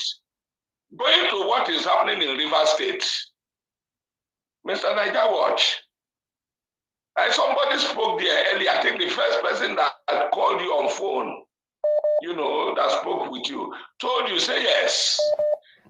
The Rivers issue, the people that are saying this is what the Constitution says, yes, they are correct saying it. But the question is, who is in INEC that is coming to rerun the election for PDP? Is it not Yakubu Mahmoud? Who is in the law court? Is it not the people like Diokoro, whatever they call his name, and the rest of them? These people are a sellout. Anybody doing anything now, talking of election, law court, that person does seem to have been in the Nigeria that we are experiencing currently. Okay, I want to beg you, please, they have to do any kind of announcement and be using metal gun to go around door to door to tell Nigerians, forget about the judiciary, forget about, our INEC, and then possibly, thank you, sir, even the National Assembly should be forgotten completely because there's nothing like National Assembly in Nigeria. God bless you, Niger Watch, and God will continue to strengthen you and help you with whatever we are pursuing here. We must achieve it. Amen. I told Thank you you, one sir. day, I said, I don't want to tell you what I was told years back, but when it approaches, I'll let you know. Thank you, Have sir. a nice day. God bless you, sir. Thank you very much. God bless you, sir. Thank you. Okay, let me pick the last call for tonight. Madam Origin calling back again. Madam, talk to us. Yes, just a quick one. I don't like to call second time, but this is kind of important. And I'm so busy I couldn't type it to send in message. Mr. Niger Watch, thank you. Yes, you mentioned about Mr. Tony, the Nina person. Yeah. Is there any way you can just make a short clip or so that it can be sent out to different platforms? Because I believe that is a very important, he will have a lot of information, especially on our constitution and some of the puzzles that, Nigeria, I think it's going to be quite educative, at least open our eyes to learn a little more on what can be done. And then number two, just a quick one on Joy Ikwere and all of that. We cannot, decide for those people. They need to rally around. This is their opportunity. The Rivers people, this is their opportunity to see what they can do to redeem their state. And for Edo people, I remember Mr. Olamide saying something about, election. I still stand with what I said before. Anyone we are fighting against, it is Nigeria people versus the presidency, the INEC, judiciary, Senate, House of Rep, and INEC will not do anything. Even if the whole of Edo people come out, now it is very clear. Mr. P.O. have painstakingly taken us through the process, which was gruesome, which all of us are still suffering the PTSD, where he has gone through all the processes on this planet Earth to get things the way it should be, following due process, being obedient, doing the right thing. Still, these people, even as we are speaking, they are overturning legitimate people that won elections. If you oblige me, Mr. Elvis, Madam, I totally get where you're coming from, but we've all talked about that no matter what we do, everything has been done, and there's no transparency from the government and all of its institutions towards making sure that we have a free and fair electoral process. But what is it that everybody can do, both at home and diaspora, to ensure that our votes count? That is the question that we all need to answer. That is, take your destiny in your hand. Election. No, I'm saying that No, what is it that we need to we were saying that we want government to make sure our election and our vote counts. What is it Listen very well. To make sure our vote count is take your destiny in your hand. How? Okay. How? All right. Okay, hold on. Let the caller finish, please. If you want to respond to that, Madam Origin, that's fine. Or you continue with your previous submission. Thank you. Okay, so let me continue with my submission. You know, this is a forum where I tell everyone it is a place where we bring in all ideas and make sure you wear your coat. Every suggestion is okay. Like I said, it is the same. Letting Edo people go through election is letting them, you know, it's like a re-rape, a re-abuse. It is war crime. We are at war with these people like I said, not very quickly. One of the things, if Mr. Nina is listening to me, sir, please, how can we make a quick reverse on the constitution that I have allowed and giving space to the lowest of low of us, the criminality and criminals to take over our government? How can that be reversed ASAP? How can that be done like an emergency constitution put in place that can flush these people out so that we have people that have sanity, people that are well-meaning? Nigeria have enough to take care of this country and take it to a highest level. But what we have right now is nothing to write home about. And letting Edo people to go through this election is a war crime. And people are going to buy, they don't care. They are going to vote and they will do what they do as usual. So civil action, a quick reverse of the constitution that have allowed the lowest of low, the criminals, to take over this country is what we need ASAP. I'm still believing there is, if not all Nigeria, one that has what I call a righteous indignation to come and rescue. I don't know where that is, but I still have hope. God bless all of you. I rest it there. Thank you, ma. May God bless you too. Thank you. All right, guys. We are done with callers. Please don't call again. It's time for us to round up right now. So I'm going to give opportunity for everyone on the panel to give us their final submission on 5 minutes. Then we can round up. I'm going to be starting back again with give us a mandate if he's available. If you're available, sir, you have 5 minutes on your final submission. Then I'll come to Mr. Olumide. Give us a mandate. Talk to us, sir. Okay, you are not there. That's fine. Let me go to Mr. Olumide. Mr. Olumide, give us your 5 minutes, sir. Then I'll come to Black Panther. All right, thank you. So Madam's final statement just made me laugh. The righteous indignation. Is it Inge Michael or Inge Gabriel coming to save us? That's very funny. So my own tough question is, my own question to everybody is, we have to decide for ourselves. Yeah, I do agree with Mr. Odua that everybody has to decide what they want for themselves. But if you're saying that, but that is not a one Nigeria mantra, though. That means you're trying to break away and say, you know what? Every ethnicity should decide for themselves what they want to do. which is what the Biafras are doing, which is what the Yoruba Nation people are doing, which is now what I'm tempted to say that the both Edo people want to do. So everybody kind of wants to take law into their hands, and and well. So they are not taking law into their hands. Defense is not an error. No. I'm not even see taking law into your this one is a rightful. If you decide to take law into your hands, it's a rightful and justified one, because you're trying to take your sovereignty back. And if you are trying to take your sovereignty back, either by force or by protest or anything will suffice. So anything will suffice, because these people that are supposed to keep the law themselves have broken the law. Right before our eyes, they've turned the Constitution upside down and interpreted it to suit their whims and caprices. The justices that are supposed to be most noble among the Nigerian citizens are nothing but crooks.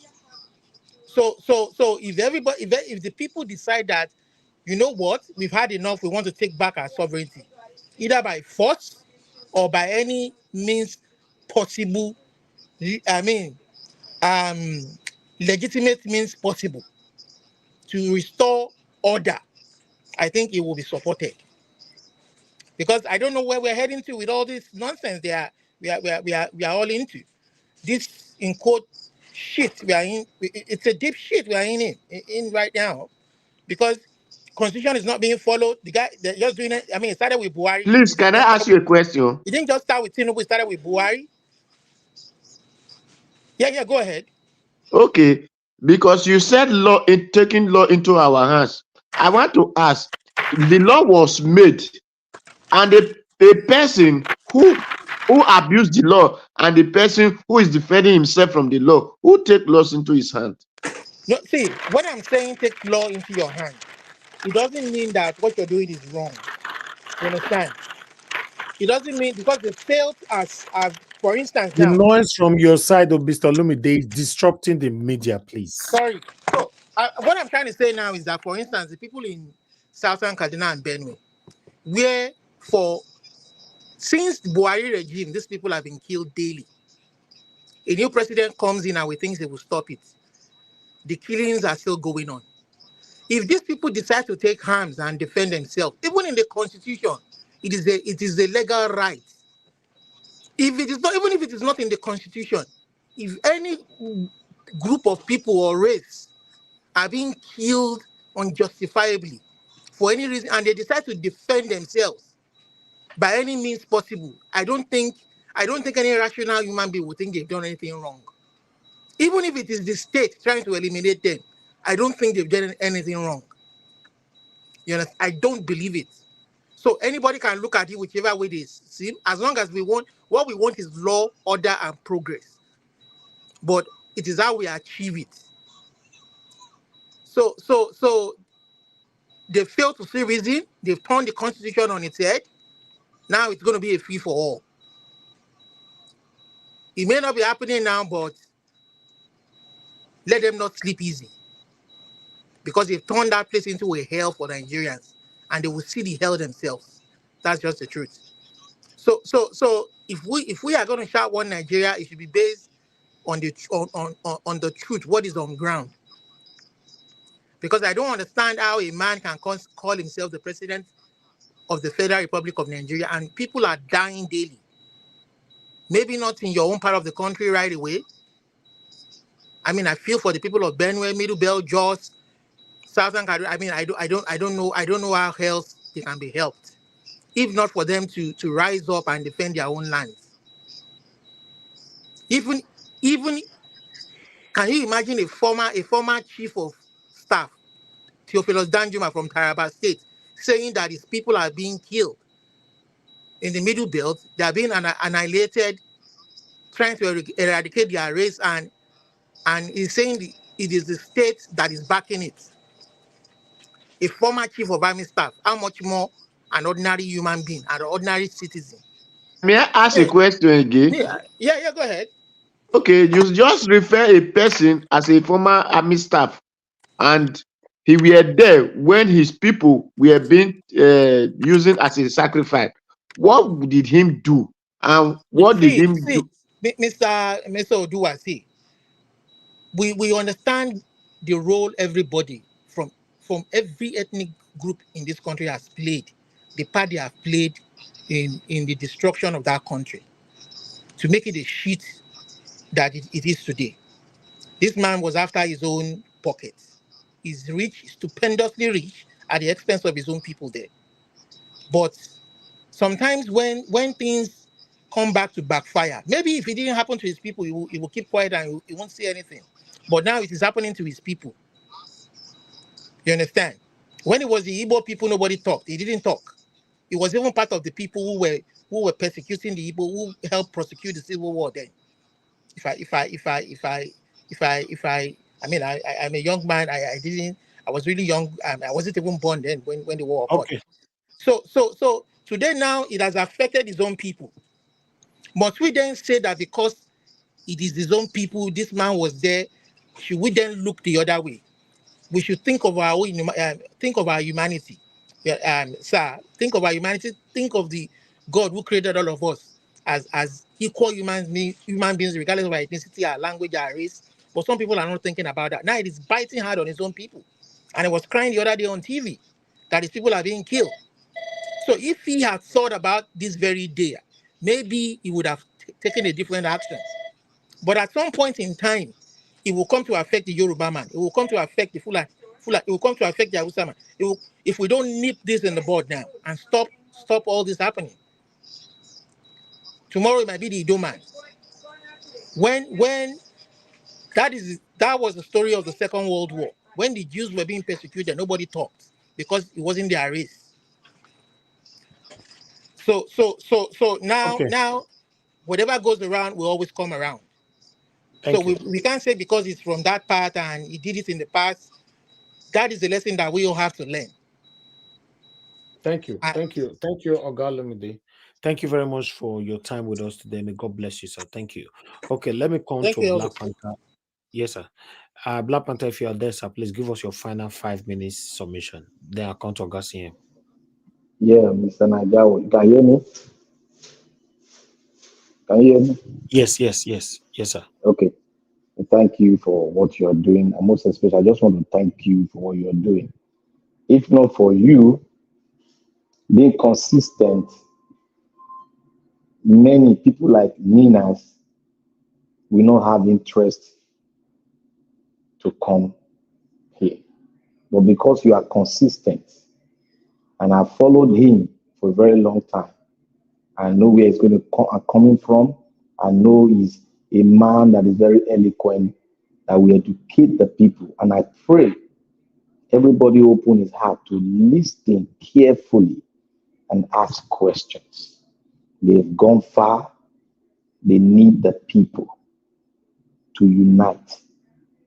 One thing I said before here, I said, a man that is destined to take you down, that his destiny is to take you down for his own self-aggrandizement, for his own self-enrichment.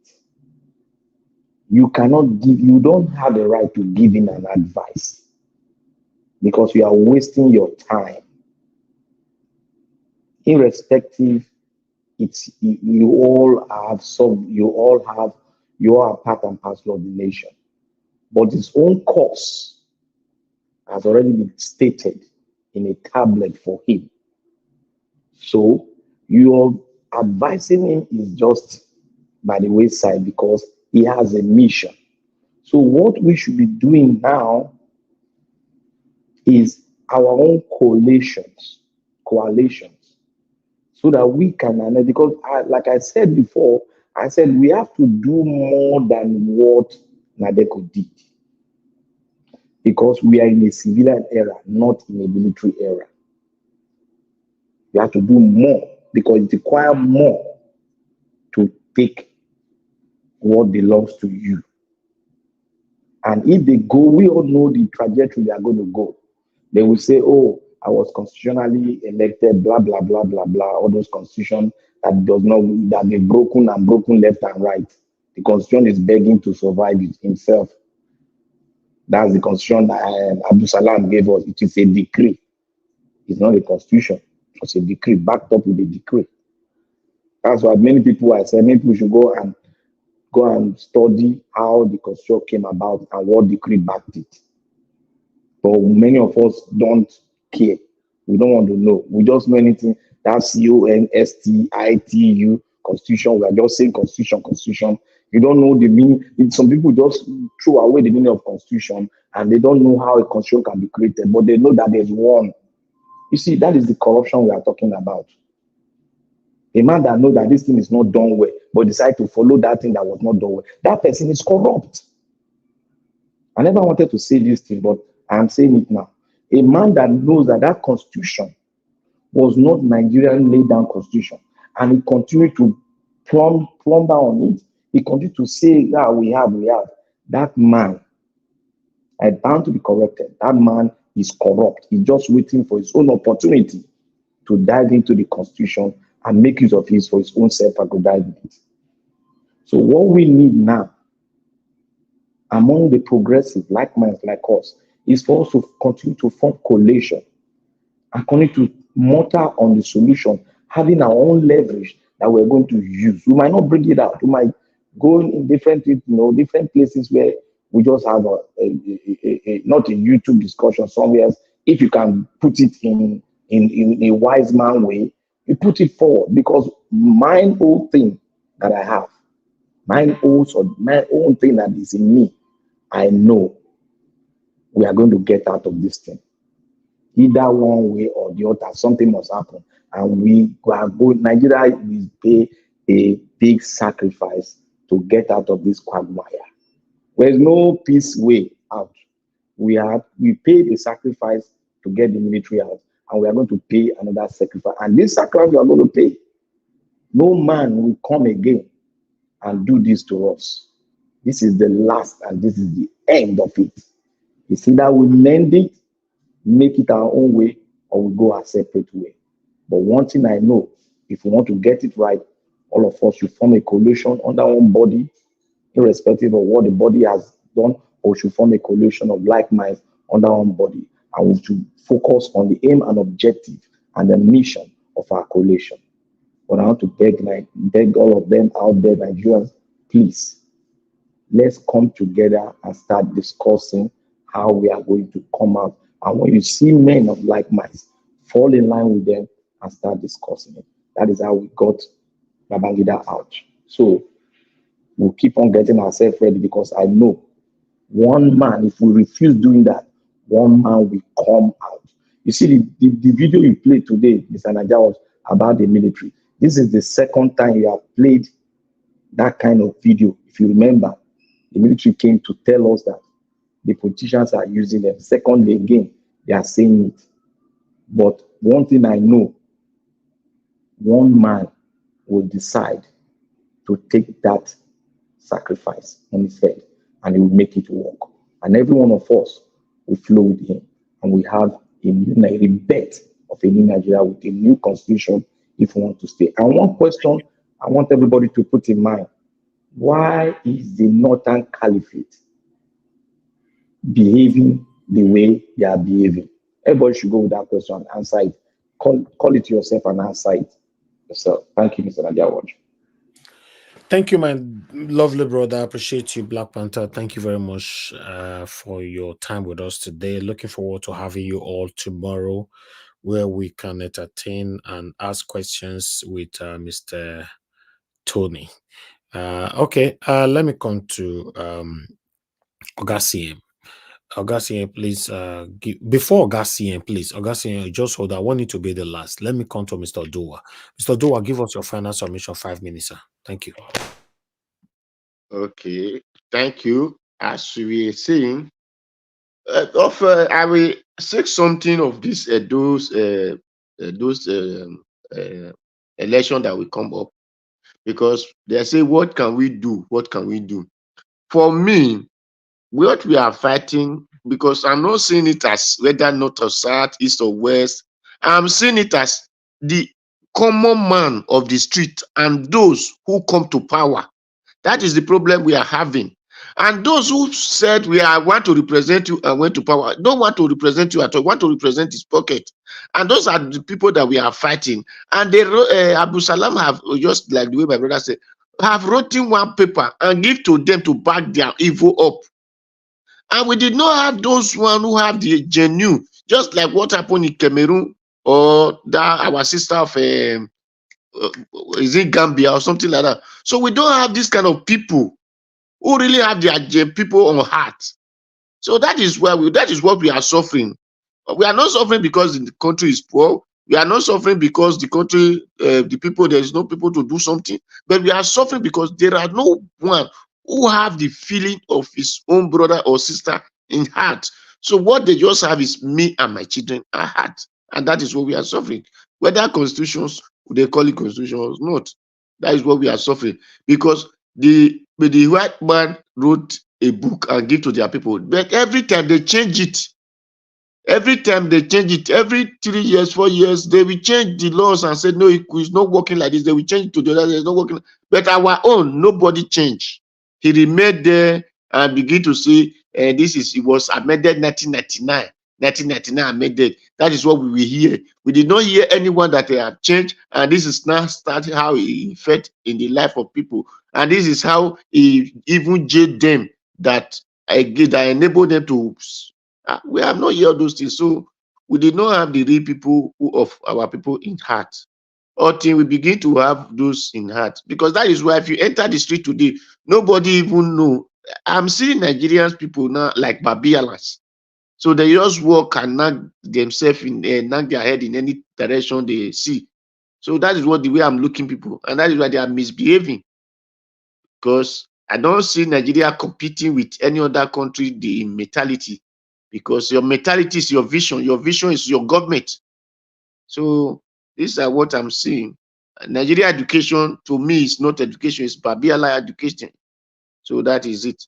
So we have good people in heart. Begin to have feelings for one another. Then we can be considering, things can be in considerations and life will be going on well. But for a election, anybody that want to go and vote, carry Oyata Lukpopo. Those that can carry up here, carry up here. Those that can still carry pada, carry your pada. Those that can carry iwewe, carry iwewe. Those that can carry igbe, carry igbe. Everybody has to. Everybody has to hold himself that day. So when anyone will come out and say, I'm the strongest, you tell him that thing you know, we know more than that. So our vote, we can't. That is what I know. Then if they say go to court, then that day they will not even see man to say go or to add court to it. So for our vote, we can. Thank you. God bless everyone. Thank you, Ogadua. Who shall be Igbegbe, Igewe, Igeba? Ogadua. Thank you very much, my people. I appreciate every one of you. Right, everybody have given their submission, final submission. So the last person is Ogasiem. Ogasiem, give us your final 5 minutes. Okay. Let's round up, sir. Thank you. Okay. Thank you, Niger Watch. Sometimes when we hear talking about the topics of the day, we tend to forget some side attractions. Please let me, on behalf of anybody listening, let me congratulate our able winners. Number one, Victor Osimhen, who is my favorite all the time, the Napoli player since after Maradona. Nobody has impressed Napoli. Would they celebrate yes, since so? Would they celebrate Victor Osimhen since so? Hey God. Now where I can't now. Okay, well this no, my not own for platform secret for offline. They talk to my friends. Okay. Yes. Okay. Oh, okay. Thank God. Okay. So he's my favorite anywhere he is. In fact, I've been rooting for him. If he requires rigging, I can rig so for now him. football and they can't celebrate now. I can't like. I beg you. I like him. So for a club like Napoli of Italy to say that after Maradona left in 1991, no player has made any impact more than Victor Osimhen. And since then, Napoli won their last league, 1990. Since then, nothing for them until the arrival of Victor Osimhen. So that is something to celebrate. And they won the league this year. So he deserved to be named African Footballer of the Year, to take after the late Rashidi Yekini in 1993, Emmanuel Amunike. Rashidi was with Victoria Setúbal then of Portugal, 1993. Then Emmanuel Amunike of I think Barcelona or thereabout, 1994, if I'm not mistaken. Then 1996, Kano Nwankwo of Ajax. 1999, Kano Nwankwo of Ajax. Then 1997, Victor Ikpeba of Monaco. So these are the privileged Nigerians that have won it. And then Asisatu Oshoala for the female category. I think she's been a worthy ambassador. My congratulations also goes to her for keep the flag flying, and more especially, if I say what I don't want to go beyond say, make people know read meaning, but whatever it is, she plays for the female team of the female cohort of my team, Barcelona. So I'm a Barcelonista, and she's playing for Barcelona, the female team. So that's good. Then the third is the goalkeeper of the year in Africa, Chiamaka Nadozie, for the female category. Chiamaka is the goalkeeper of the Falcons. Now this, Mr. 2CM, what you the yarn now football now? I go congratulate people now. Now what for you? You say if you be bad, you be Agbado. So Nigeria don't to help soccer. No. Leave on. I will round up now. Make it use it. Not be nice. Okay, you know the football fan. I make you talk like this, Abi. No, my now. You know all these people where they forge certificate. Yeah, the Arsenal now. You not be asked if you'll be Arsenal. You supposed to say Arsenal want buy Victor Osimhen, and then he will celebrate. So now we celebrate. So make income. So continue. Augustine, you know, so these people they come from windows, so they get the way they matter. Okay, who first come today now? Who first come? Now you be class captain. So these three people. For Tinubu's act of God, and the people don't belabor that one too much. My leave, and then Edo election, we still have time in future. I mean, as time goes on, something will crop up. So for these three worthy ambassadors of the game, I'm so happy for Victor Osimhen, and I really want him to go far. He needs a Nations Cup in Africa next year in Ivory Coast to top it up. I pray Nigeria wins so that Victor Osimhen will retain his title as African Footballer of the Year again, and then give Nigeria the fourth victory as an African Nations Cup after 1980, 1994, and 2013. So Victor Osimhen, a lot is expected of you. May God continue to guide and protect you. You will go places. Thank you very much. Yeah, I don't pay my tribute. Oh, not trip. I don't. Niger watch. Okay. We don't hear you now, Victor Osimhen. We don't hear you. Go sleep. I bet may give me Jesse Napoli. May I talk now? If you hear, I need Napoli right. Jesse. They find money, Abi. They find money. Thank you very much. Let me give opportunity for Mr. Paul. Thanks for joining us. I appreciate you. Thank you so much, Nigeria. Sorry, say I come through the window like na Black Panther.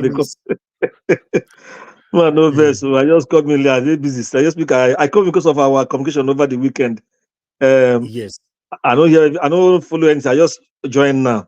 I don't even know say CAF award now today. I just as CM they talk. I can't go online. Say they don't award the Osimhen CAF Footballer of the Year. That's very nice. The first Nigerian since when? Since Kano last. Kano I'm last. Since Kano 1999. And then deny JJ Okocha once or twice. And even Jude, even Igalo did well one season like that when he's supposed to win, and they deny him as well. Thank God this time them do the right thing. Osimhen really deserves it. Like you said, Napoli has not won a title, Serie A or any other title since Madonna left them. Yeah, and now he did it. He and his teammate, they did it for them. So I hope he's still very young. I pray he continues to keep his, because in sports, if you keep your head down and play with determination, not being pompous, you will make it.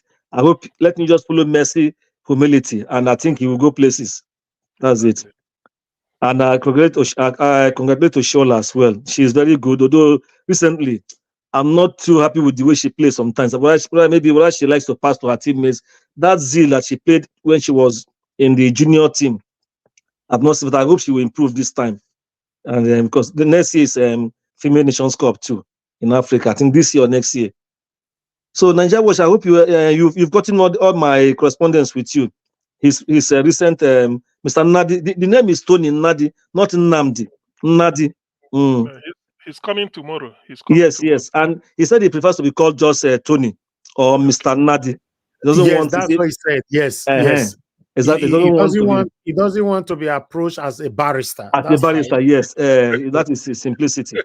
So please, I don't know whether you're going to send me the link, so I will forward it to him. I've sent everything to you already. Okay, I will do so because I may be at work that time, so I may not join immediately. So I'll forward it to him this evening, so he's always on time. And I've posted it everywhere already as well. Okay. All right, thank you so much. He will be there. CM knows the way he says his things, so everybody will follow him and other. You just want to enlighten everybody and know how it is. So what you not discuss today, make I put mass. I get some information about no, but you spent what I want you to talk about is the 27 lawmakers that decamped yes PDP to APC. That's what we talk in about. Rivers. So I want me to talk about one more. That means let me summarize it this way. It means Wike still has a hold on those lawmakers because they can't do that without Wike's influence. And that may indicate that Wike wants to finally dump PDP for APC, or he's still playing his game somehow and all that. But it equally shows how weak our politicians, particularly these lawmakers, are. People who are supposed to hold the government or the governors accountable, see what they are doing.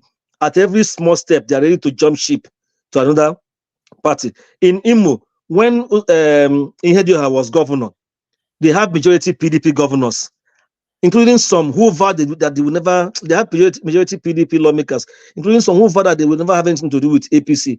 But as soon as the Supreme Court declared the present man governor, I think it was within a month or so, almost all of them jumped to APC. You see, we have a problem in our country because these are younger men who know the suffering of the people, but they will campaign that they are going to support people when they get in there. But when they get in there, they will face their own. They will be so greedy and selfish, putting their interests above the people's interests. So these lawmakers now, excuse me, they were voted by their constituents. They were voted for. They were voted by their constituents, at least majority of them, for PDP. And those constituents are mainly PDP people, although Labour came to the scene now. But how will those people feel now? That is why I think our constitution needs to be, like I used to say, there should be a new order completely. And maybe in future, they will have to put into that constitution that if you leave your party, whether it is by whether the party has crisis or not, once you leave your party, your seat will be declared vacant. So that people will think twice before they make any of these kind of choices. It is very important that they do that. I don't know how they're going to do it, but that is why we said our country, we need to start afresh again. Although, Mr. Paul, PDP already came out responding that the 27 lawmakers out, that their seat is vacant now. That, they are calling for INEC to, for them to have a fresh election to occupy those seats. So that means if he works on their demand, these 27 lawmakers might lose out in totality. Yes, Nigeria Watch. I've seen that thing happen before, but I don't know what the law says specifically, because this thing has happened several times, and the parties involved have asked INEC that this is a packet that they should do an election, but INEC ignored it. Some even went to court. In some cases, court agreed with the party. In some cases, court overruled the party, said the people can remain there. That's why this thing still happen. If it was, our constitution has so many areas that are still gray, that are not too clear. Like this particular one now, we don't know what it is. And coming to the kind of court we now have, you can see that everything will now be in favor of APC. So, but let's see how it goes, because this is not right. This is not democracy at all. You can't take the people's mandate to another party, and it is a way they are planning. There are other ways that if they succeed, it means impeaching the governor is almost a done deal. 27. How many are they? They are just a little over 27. If they are all loyal and they can now plan to impeach him, except if the governor goes to court and court stops them from impeaching him. This is a real. Wike has set that state on fire now, because there will be crisis going forward. Because these men, they will not work with the governors. Anything with the governor, anything Fubara does, they will oppose it, and for it to become a big crisis. That is what Wike is planning. So that probably they will remove Fubara and all that. Well, you see that Nigeria, we're not really heading anywhere. It's a big problem. All right, thank you so much. It's good to have you today. It will be nice if you can join us tomorrow as well. I will try. I'll be at home, but I will try. If I don't have much doing at that point, I will just join briefly. I may still join later, but I will be watching from the background if I'm not able to talk or join. Thank you very much. All right. I really do appreciate you. Thank you. Okay, I appreciate you as well and everybody on the show. See you. Yeah. Okay. Yeah. Oh, thank you. Yeah. Good night. Thank you, sir. Thank you. Okay. All right, Mashallah. This one will come late, so you will be sanctioned next time if you come this time. Which I will charge you 50 As the window they open, I run enter now. Sorry, the jump window again, Abi. Continue to jump window. Yeah, good Nigerian. Now Black Panther initiate time, now he initiate time. Black Panther no close window. A good Nigerian, the jump window. No, how much Allah be not the jump window now? Black Panther. I'm not the jump window. But Black Panther, you say this today. I just stay busy. I just say me time don't go make I enter. As I hear say Black Panther enter, that's okay. Hope CD. Make I try, make I enter. I bet talk to us. Everything that they talk since morning, your president don't give your say now wicked person. It's only a wicked man that will say God. Nice me they die. I mean they buy. With God, you fly plane past populated area. Now God press the button to show how wicked somebody could be. You've gone to Gallivant in Dubai. You are back. You are coming to say that kind of rubbish. That's Nigerians don't matter to any of those people. And yet, when I see this house, come out, they go to beg, I come and come protest. The PDP and APC, as usual, not one party state. Now one party, the two of them be. The day this boss not good, the better the other boss. Wike now is planning a new boss for them to join him, to join the APC. The painful part is that people that are affected are in their house and not doing anything. Nobody is saying anything. Like Give Man is always talk, say Amechi 101. The day the Amechi 101 will start there, I don't know how they want to escape more. Because the Amechi 101, I believe, say is still the gym somewhere. They wait for the day when it will come out, and the day it will come out. I hope we all can bear to see what will be happening at that time, because Nigerians, their elastic limit never reach. When it reach and it break, these politicians they not going to know where the thing will take pass come, because it showing their hooligan and behavior is just the height of stupidity we can think of. I can't expect my personal to come from somewhere. You didn't even command them to throw the Nigerian flag half mast. You came and say it's God. Are you not telling us it's God that put you there too? I just make I just talk small. And all the matter here, they invest me. Every day now they see rubbish. They see nonsense every day. I didn't expect to see the president come and say that kind of thing. He didn't even say it in public. He said it in public in front of a king of a tribe. It not surprise you, Mashallah, say for that whole big reach for where for talking. Nobody oppose them at all. Oh. People were even clapping. Clapping. My God, the thing is very painful. I can say God. God, now anyway. Thank you, my brother, Mashallah. Tomorrow now. Try join us because we have Mr. Tony Namdi with us tomorrow, Barrister Tony Namdi, but he don't tell us say tomorrow we not put the word barrister. Sorry, I don't mean to call you barrister. You can see now that Alex. You can see now that no, Alex not there yet. Alex not there yet. I'm sorry, Elvis. I'm sorry. You can see now that the reason why people like Wike can brag and beat their chest is because they don't care about the people. Because the one man, one vote doesn't count. the only way to naturally retire these people is for one man, one vote to count. Remember Tony Aneni? Was that not what Oshomole, was that not how Oshomole retired him? Let the one man, one vote count, and he will keep quiet. The next time he wants to come and beat his chest and boast, he will need to go and walk and canvass for votes from the people, even if they trust him. Thank you. I agree with you.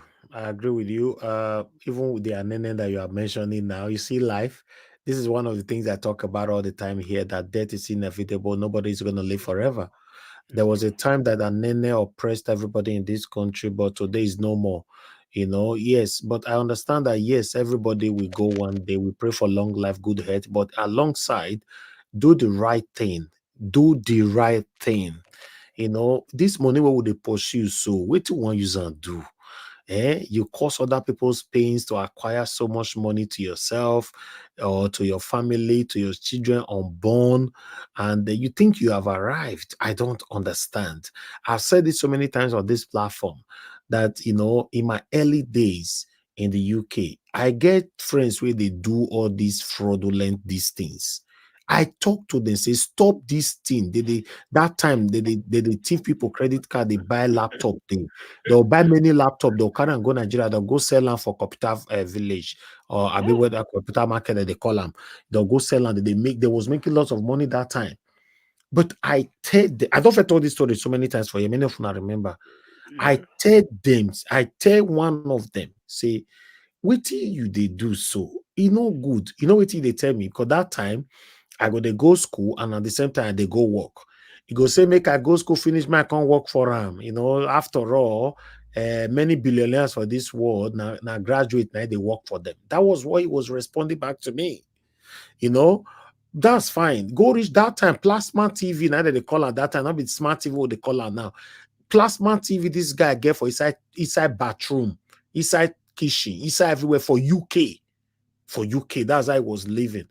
I know I'm sure if some of my old friends are listening to me right now, they know what they talk. But if you see the way UK government ain't damn, you go surprise. UK government follow this person, they follow her for more than 18 months to have enough evidence. What they do, everywhere they travel, go. How they do everything. He go reach a woman, the baby mama, we born for her and everything. As they cash and the cash, the baby mama join her because she was affiliated with what the man was doing. They put the man for 18 years, they put the woman for 12 years. And guess what? The woman get belly where they carry and put for the prison. Now inside prison, now the woman, a baby mama cannot marry at that time. Now inside there, now that one born that pikin. So the only to cut everything short, because this one a private this thing. I know they laugh am, but after you don't do all that 80 years, everything don't finish. As you they come out today, they take and go deportation camp. He spent another 2 weeks there, they deport and go Nigeria. As we still talk, so people they talk now, he don't do Nigeria now for the past more than 10 years. Everything finished. I remember the day we come, he say nothing where family live for him. Everything when you work for, if family not leave anything for him. You know why they tell now this story, my people be say everything where we they rush they follow for this life, one day we go live them. One day we go live them. But you know the beautiful thing about it, if you live them, do not check your heart. Or if anyhow, how you tell live your life, you know, cause other people's pains for your own pleasure. You'll be smiling, you'll be happy. To be honest. And I remember when this, what did they call that phone that time when you come out that time? That phone, you get one phone we come out that time where people they buy themselves for. People they buy people. 3210. No. Maybe, is it Samsung or Nokia? Nokia. That phone just get one code where they use. They call Raya. No, you get one code where you take come by himself. Is it Nokia? No, Nokia. Blackberry. Blackberry. Oh, Blackberry. Yeah, Okay. yeah, You know, say Blackberry. get one year code we follow and come that time now. BB. Your BB code. BB, exactly. You call it yeah. No, engineering software, right? They call yeah. No, you know why I said yeah. Today, where's Blackberry? Okay, exactly. Where's Blackberry? Today, where's Blackberry? Now WhatsApp keep Blackberry. Now WhatsApp keep Blackberry. Are you aware that many wives divorced their husband because of Blackberry that time? Many husband, husband, leave their wife buy Blackberry for side chick till lose their home that time. A lot of people buy people because of this thing. Do you also remember, say, when I Blackberry, I take chop that time. Oh. Okay. BB number pin, exactly. Fumi, oh, God bless you. You know, thank you, Madam Peggy Modi. Okay, una also remember, say, when iPhone still come out, una remember for a Jumia man where some younger boys buy Jumia delivery man where one Yahoo boy buy we can't deliver iPhone, they can't lure them inside their compound, they can't bury them alive. Now, still remember that time. Now, not remember this story. None of them. I do. River State. I mean, no, Port Harcourt. Yeah, that very posh. You use that very posh. That very posh. Yeah, exactly. Now, if not that very posh, not join. This one, so guy they talk so now iPhone. Okay, now iPhone where you buy somebody for. As we still they talk, so that boys they still they prison. You understand? You see, when you get carried away by materialism, you will have issue with your family members, your good friends, your children, your wife, your husband, any good people around you. You have problem with them because material things have overshadowed your head.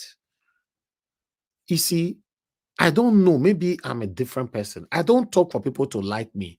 I just say things how it is. Because no matter what, even though you carry your house where you suffer abuse, you give your enemy, he go still hate you. So I don't come to this platform for anybody to like me.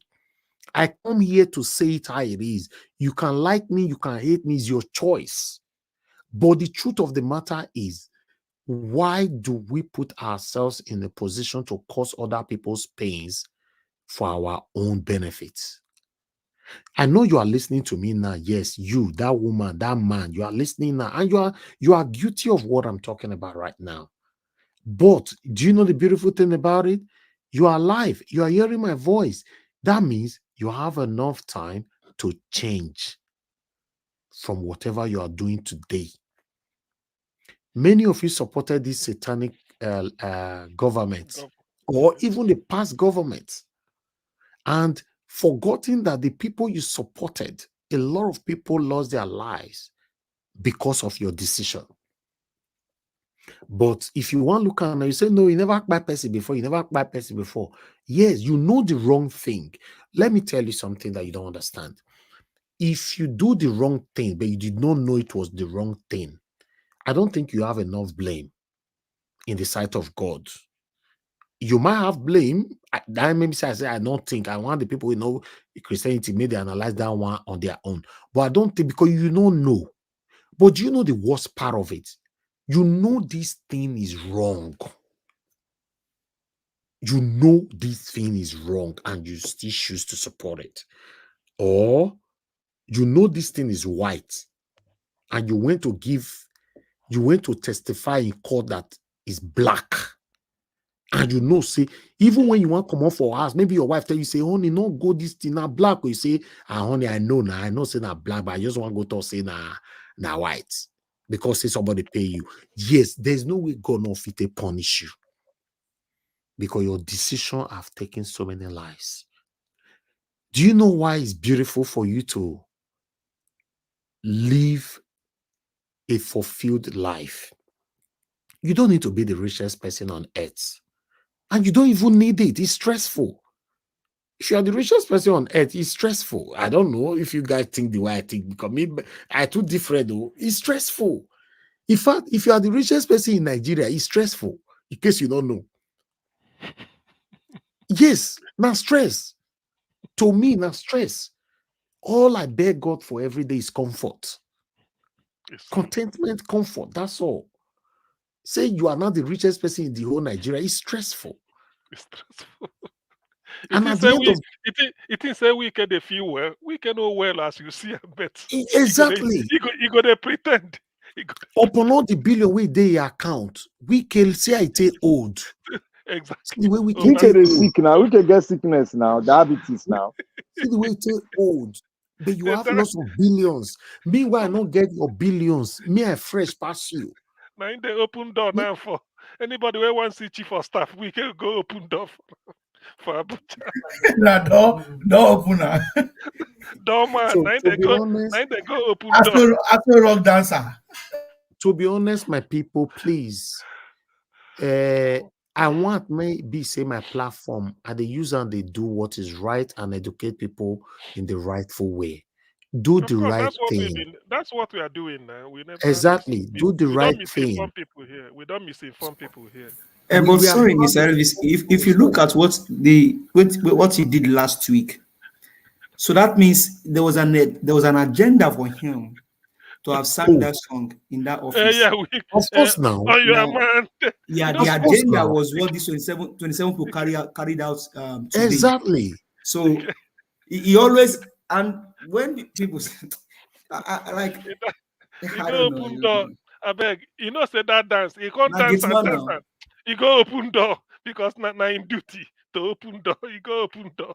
Person call a continue. I say, look at this na leader. Tomorrow he go say he want be president. Look at we can know well. No, but sorry, if care is not taken, the guy may be a president.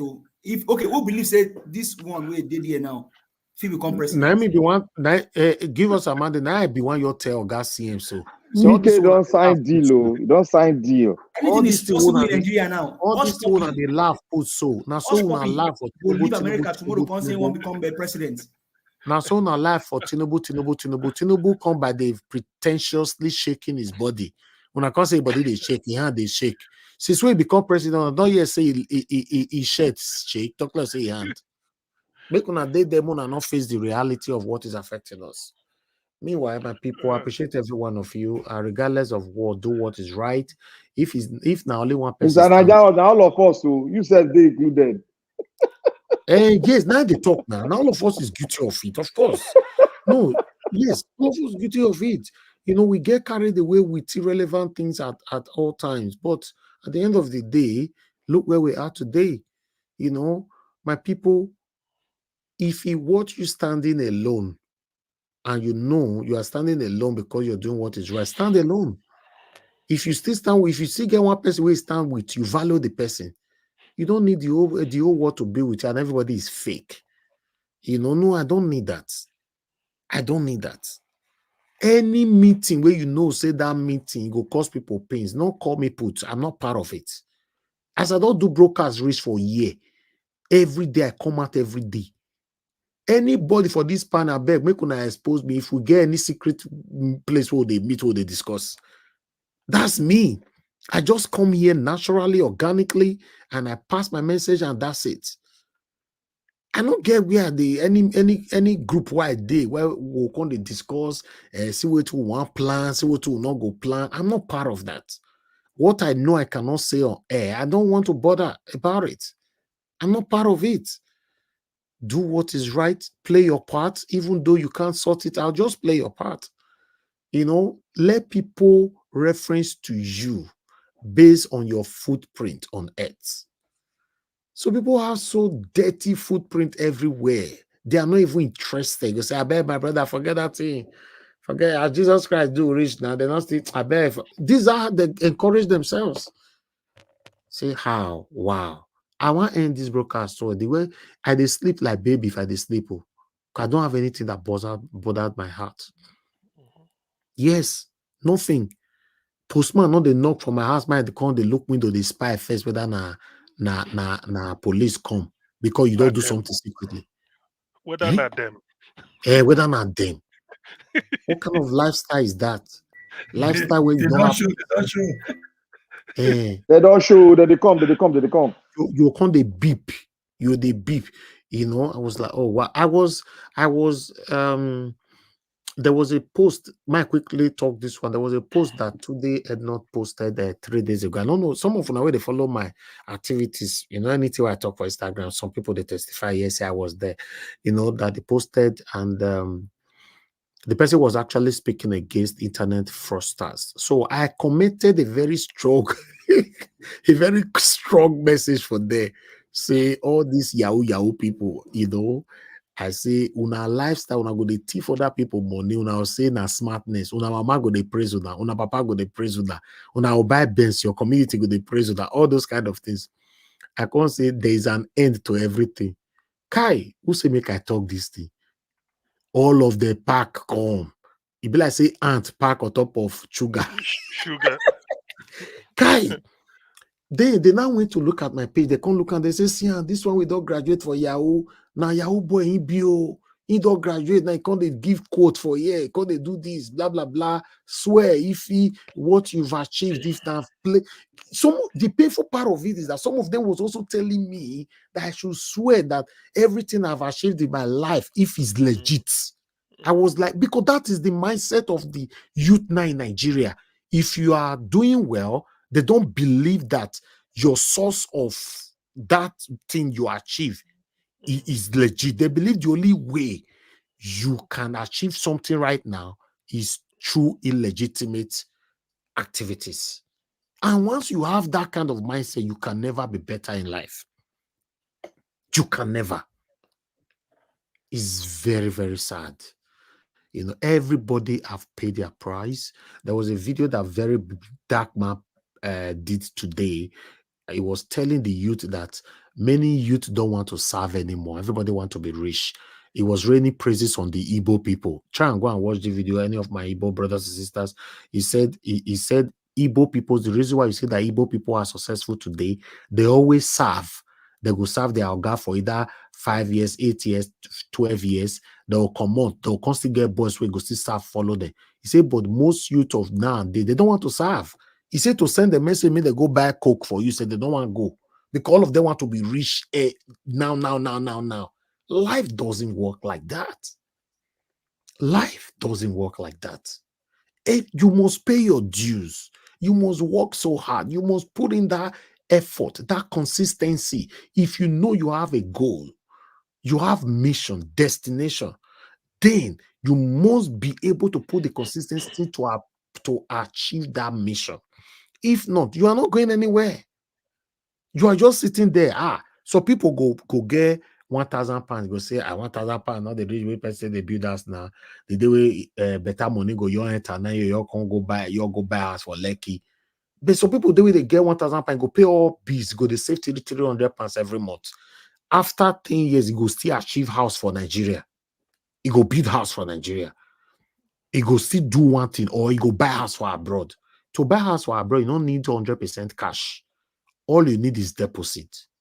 They give you as a mortgage if you have good credit. Then you not start paying monthly. Chapter close. But because we have chosen to continue to run more than our shadows, that's why you see that many people are suffering today, including some of us that live abroad. Many of us that live abroad have been in abroad for the past 20 or 30 years. Some of them, I don't want to add myself to it, they are suffering. Do you know why?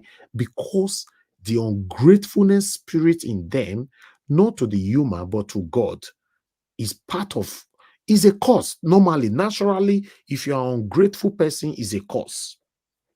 If you're ungrateful to God, is a cause. If you're ungrateful to human being, is a cause. Because you are causing yourself. Somebody give you something, you say, this more thing you give me. I ain't look myself, big boy as I be. Then you're the give £1. You have already caused yourself and caused your future. Yeah, go and do research about it. I don't know the quote through the way it did for Bible. I know say it did Bible. So I just say make I still talk like this. Not say because I will not be pastor. Nobody take this kind of discussion serious. If now pastor everybody they talk, now everybody they'll take pen, they'll and jot they jot everything down. But because say now we now people just say wait till this one no way they talk. But I want to let you know. You are right now. The leper that Jesus Christ healed, some were ungrateful. The ones that were grateful, they came back And those ones that left, there was a curse upon them. You see, at the end of the day, it favors me. That's why I'm talking about it. People who mocked me when I was going to school at the same time I was working, today, many of them are struggling for life. They are struggling to survive. Not be joke. Yes, many. Why few no few come back to abroad again? You see, that little thing you have, be grateful, then you get more. Do the right thing is the headline of this discussion. Do the right thing. It no matter. You don't need to be the richest man in your community. Just be happy. Do the right thing and be happy. That's all. Thank you very much, my people. We've come to the end of this broadcast. Mr. Elvis. Yes, sir. I beg, no verse. I beg. I just sent you one link now, just to show, if it's possible for you to just show it, just to see what these people are parading. It's just kind of funny. If there's no time, we can do it tomorrow. Okay, better. Let's anything we have, let's put it tomorrow because we'd already close right now. Bringing more things now, we attract a further discussion. Yes, I saw what you sent. I'll save it for tomorrow. We'll show it tomorrow.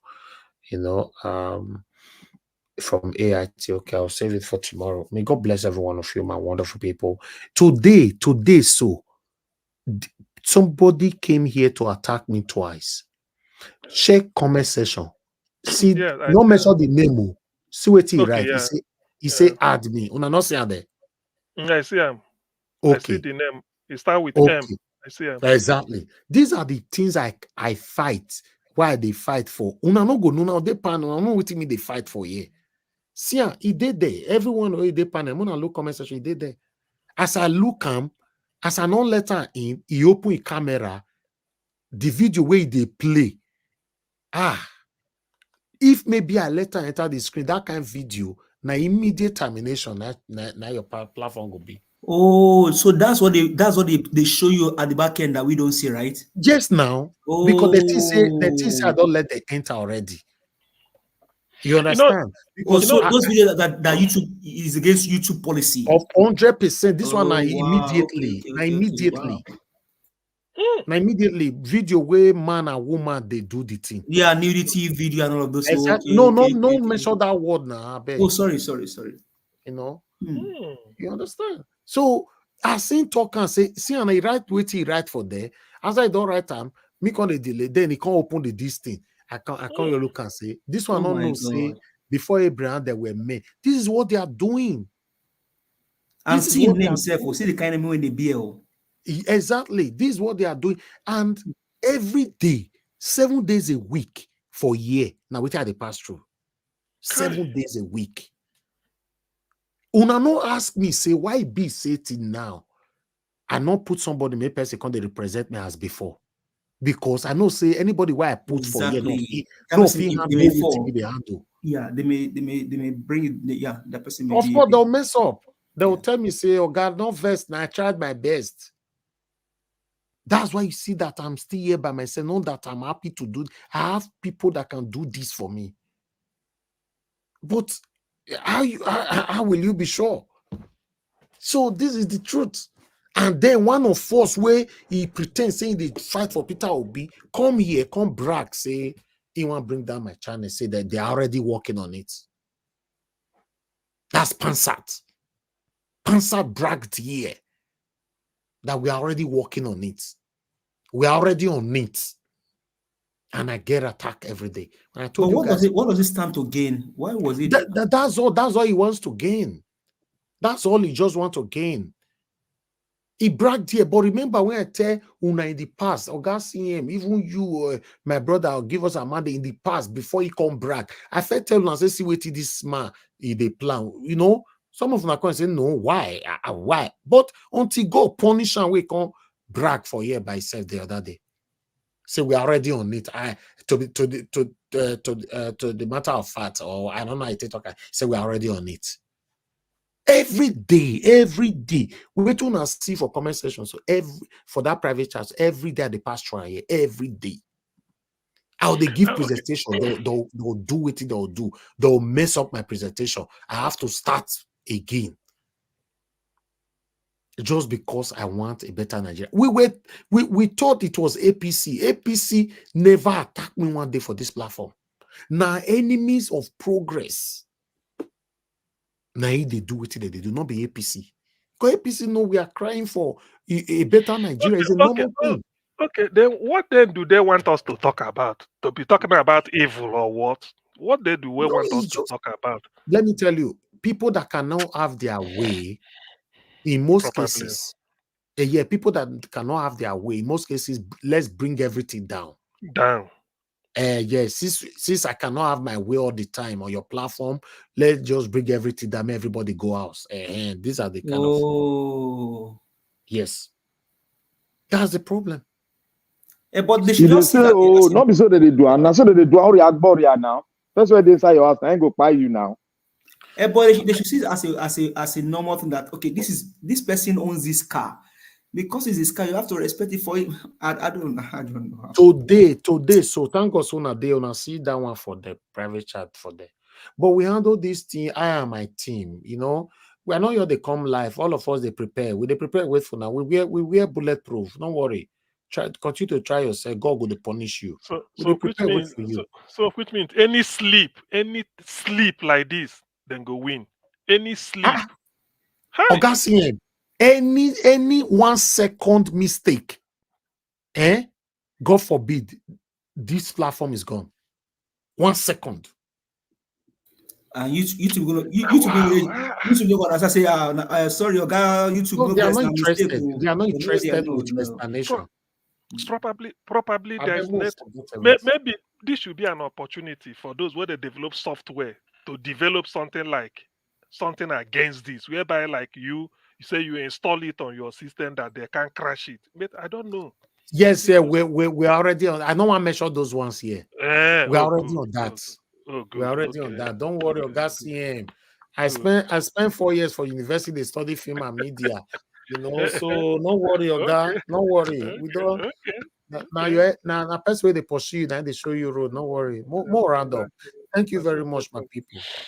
I appreciate every one of you. I'll continue to do what is right, regardless of the threat and all. But one thing I'm sure that APC is not threatening us.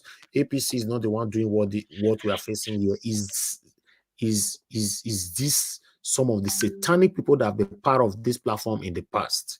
Because they cannot have their way anymore, they just want to say, okay, let's bring it down. That's all. Nothing else. But unfortunately, God personal. Thank you very much, my wonderful people. I appreciate every one of you on the panel. I want to appreciate your Garcia. Thank you so much. Looking forward to see you tomorrow. Let's have Mr. Tony, Barrister Tony together tomorrow. I bet I not call her Barrister or it don't want me. So more call her Mr. Tony or possible. More you remove the Mr. More call her only Tony. So yes, give us a Monday. Looking forward to seeing you tomorrow. Thank you very much, Black Panther. Thank you very much, Mr. Dua. Thank you. I appreciate every one of you, my wonderful people. Those of you that call in today, thank you so much, Madam Origin. Thank you very much for calling in today. Thank you, Mr. Ewu, and many more other people that called in. I also like to come to the comment section to quickly appreciate every one of you, the mother of all Mommy Diaspora. Thank you very much, Mommy. I appreciate you for all you do. Thank you for always, for your prayers, for your support, for your, everything. You are there. You're a wonderful mother. I love you so much. I want to appreciate, thank you so much, Peggy Modi. Thank you so much for the support earlier on. I appreciate you. Thank you, Peter Ife. Thank you so much. May God bless you, sir. I appreciate you as well. Thank you, my wonderful people right there. And Amaka E. Thank you so much, Madam Ame Bride. Thank you very much, ma. I appreciate you. We've missed your submission. Thank you, Madam Origin, Michael Organemaro. God bless you all, my wonderful people. I want to appreciate Destiny Available. God bless you. Guy Wanlele, you day here with me. Thank you so much. Don Anthony. Thank you, my wonderful people. I appreciate you all. Yes. Please allow me for us to end this broadcast right now. Already 4 hours, 30 minutes. See, no matter what, I'll say, yesterday, I be like, say I achieved my goal. 2 hours, we end show. Kai, I don't feel happy. Happy yesterday, 2 hours that we spent. I was like, wow. Now because Just Black Panther no come now. now 2 hours we spent yesterday. Nah, topic where they rake. Nah, talk they don't rake for the topic yesterday. Now Topic where they will take one person. Black Panther no come. You say topic where they want to one person. Now they bring. Now topic where they take one person and they bring yesterday. I just they look there. They yarn. All of them they yarn. Look at them they yarn. I know they there. Black Panther No, we're talking about the man, that man now, Augustine, that man we buy a wife for UK now. Okay, I had that to one. I think a nurse. The woman is a nurse. Is it not? Nurse, yes. Okay, Yes. but waiting now. I will discuss yesterday. So so the thing end for 2 hours. I was It lead to so many things. So see, and if I run, no. Be like say na madam look na he pursue you Black Panther. Fear not let you come face madam look. No, I don't want face her now. After I go come and say I be anti-woman. I don't want to face that one. Madam look scatter yesterday. She scatter everywhere. No, the thing is that I don't like such things now. What for what? I No, taking God people's forbid. life. God No, forbid. it's If he's not working, walk away. Just It's walk true. away. It's Yes. separate. If you're not working, walk away. Anyway, my people, like I said, this is where we end the broadcast today. I'll see you guys tomorrow by 6 p.m. while Mr. Tony will be joining us by 8 p.m. in Nigerian time. So I'll see you guys tomorrow. So come on time so that you can say 8 p.m. now 7 p.m. for UK. So me go start live 6 p.m. By 7, 1 hour later, Mr. Tony does join us. So and also I want to let people know, because tomorrow will be a little bit congested. It's all about first come, first serve. Anybody will come last. Once Mr. Tony is ready to join the panel, the last person we did the panel will be removed. It's a And normal. all the windows are closed. Yeah. Of course. Exactly. And No, all those people where they go with a link, it don't expire. So now we go issue new links tomorrow. Exactly. See, You know, Black Panther they lie. Now they know the same where no, they Black carry link Panther not pocket. become me. The only Where person we know say na 100% whether anybody go enter house, give us a mandate. Now he be the carry number first, so he go come. But Black Panther, I'm not sure say he go enter house tomorrow. I'm not sure. You know, window. Okay, we will see now. Tomorrow go see. That's him not go enter. We go lock all the window tomorrow. Black Panther will lock all the window. Yeah, go queue up tomorrow. We shall see. Don't worry. We go see now. All right, my people. All right, good night and bye for now. We go use this video. We'll go to sleep. I beg. See, more talk about that one. What about the cat? Tebe, Ola Oshelu Olori Butense, you know we said the truth. Olo baye ingeni. APC government for this country na shit. Why you go buy cement? Cost. Why you go buy rice? 70,000. Ṣé mo ya ìyàwó lé tán bá sùn nítorí oúnjẹ? Kán bá fi lé lóúnjẹ jẹ, kán mọ́ bá fi lé lóúnjẹ jẹ. Ìwọ tó bá fi lè sọ̀rọ̀ against fídíò yìí, Olo baye rẹ̀ jẹ́ pẹ̀lú àwọn tó bá ní ní ikú oró lẹ́kùú. We are suffer. Olakawa ní láti lè sọ̀rọ̀, àwa ń jẹun ebi ò pa wá láti lè sọ̀rọ̀. People are suffer, a lot of people are suffer. Ayé yóò ní dáwọ̀, ebi pa àwọn èèyàn. Ibẹ̀ làwọn senator they are doing meeting. Senator wan buy car for 160 million. For what? 160 million because the road no good. They wan buy car. Who they do road? No be senator they do road. I want to vote for APC, Tinubu, because Tinubu is my brother. I can't leave my brother and vote for another person. If you want to look people, now people don't look at any other thing. They look at Obi is my brother. If they want to say Obi is my brother, that's why I want to vote for APC. APC also is my brother. That is the reason. Tinubu have do governor before. Governor. Tinubu too well. And again, I can't leave my brother. The reason is that I can't leave my brother and vote for PDP. PDP is not my brother. Obi is not my brother. Atiku is not my brother. Tinubu is my brother, and I have to vote for my brother. I can't leave my brother. Anytime Kumi to me support Asiwaju, Bola Ahmed, the president of Nigeria, the president-elect, by the grace of the president-elect. Anytime Kumi to me support Asiwaju, Bola Ahmed, the president of Nigeria, the president-elect, by the grace of the president-elect. A few moments later. Please, Nigeria government, you people should come to our rescue.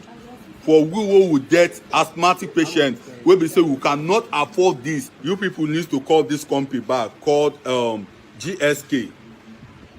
Before, this teleties for who will get asthma for this Nigeria. This teleties is about 8,000 plus.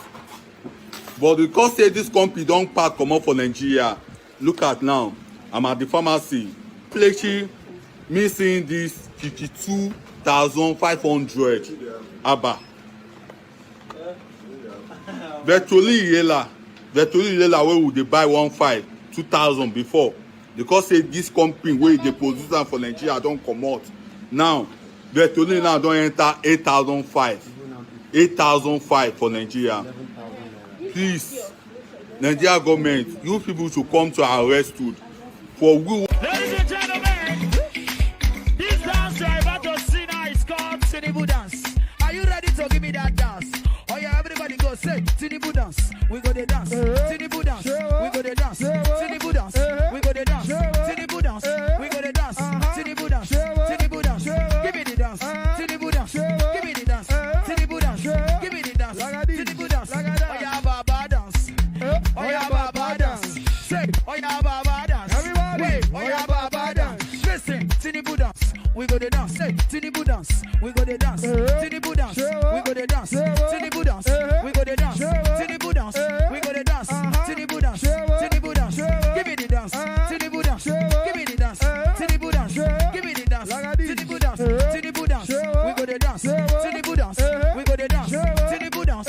We go the dance. Tinubu dance. Tinubu dance. Give me the dance. Tinubu dance. Give me the dance. Tinubu dance. Give me the dance. Tinubu dance. Oh yeah, Baba dance. Oh yeah, Baba dance. Say, oh yeah, Baba dance. Wait, oh yeah, Baba dance. Listen, Tinubu dance. We go the dance. Tinubu dance. We go the dance. Tinubu. I baptize you in the name of Jesus. Have your way, Lord. Have your way, Lord. Have your way, Lord.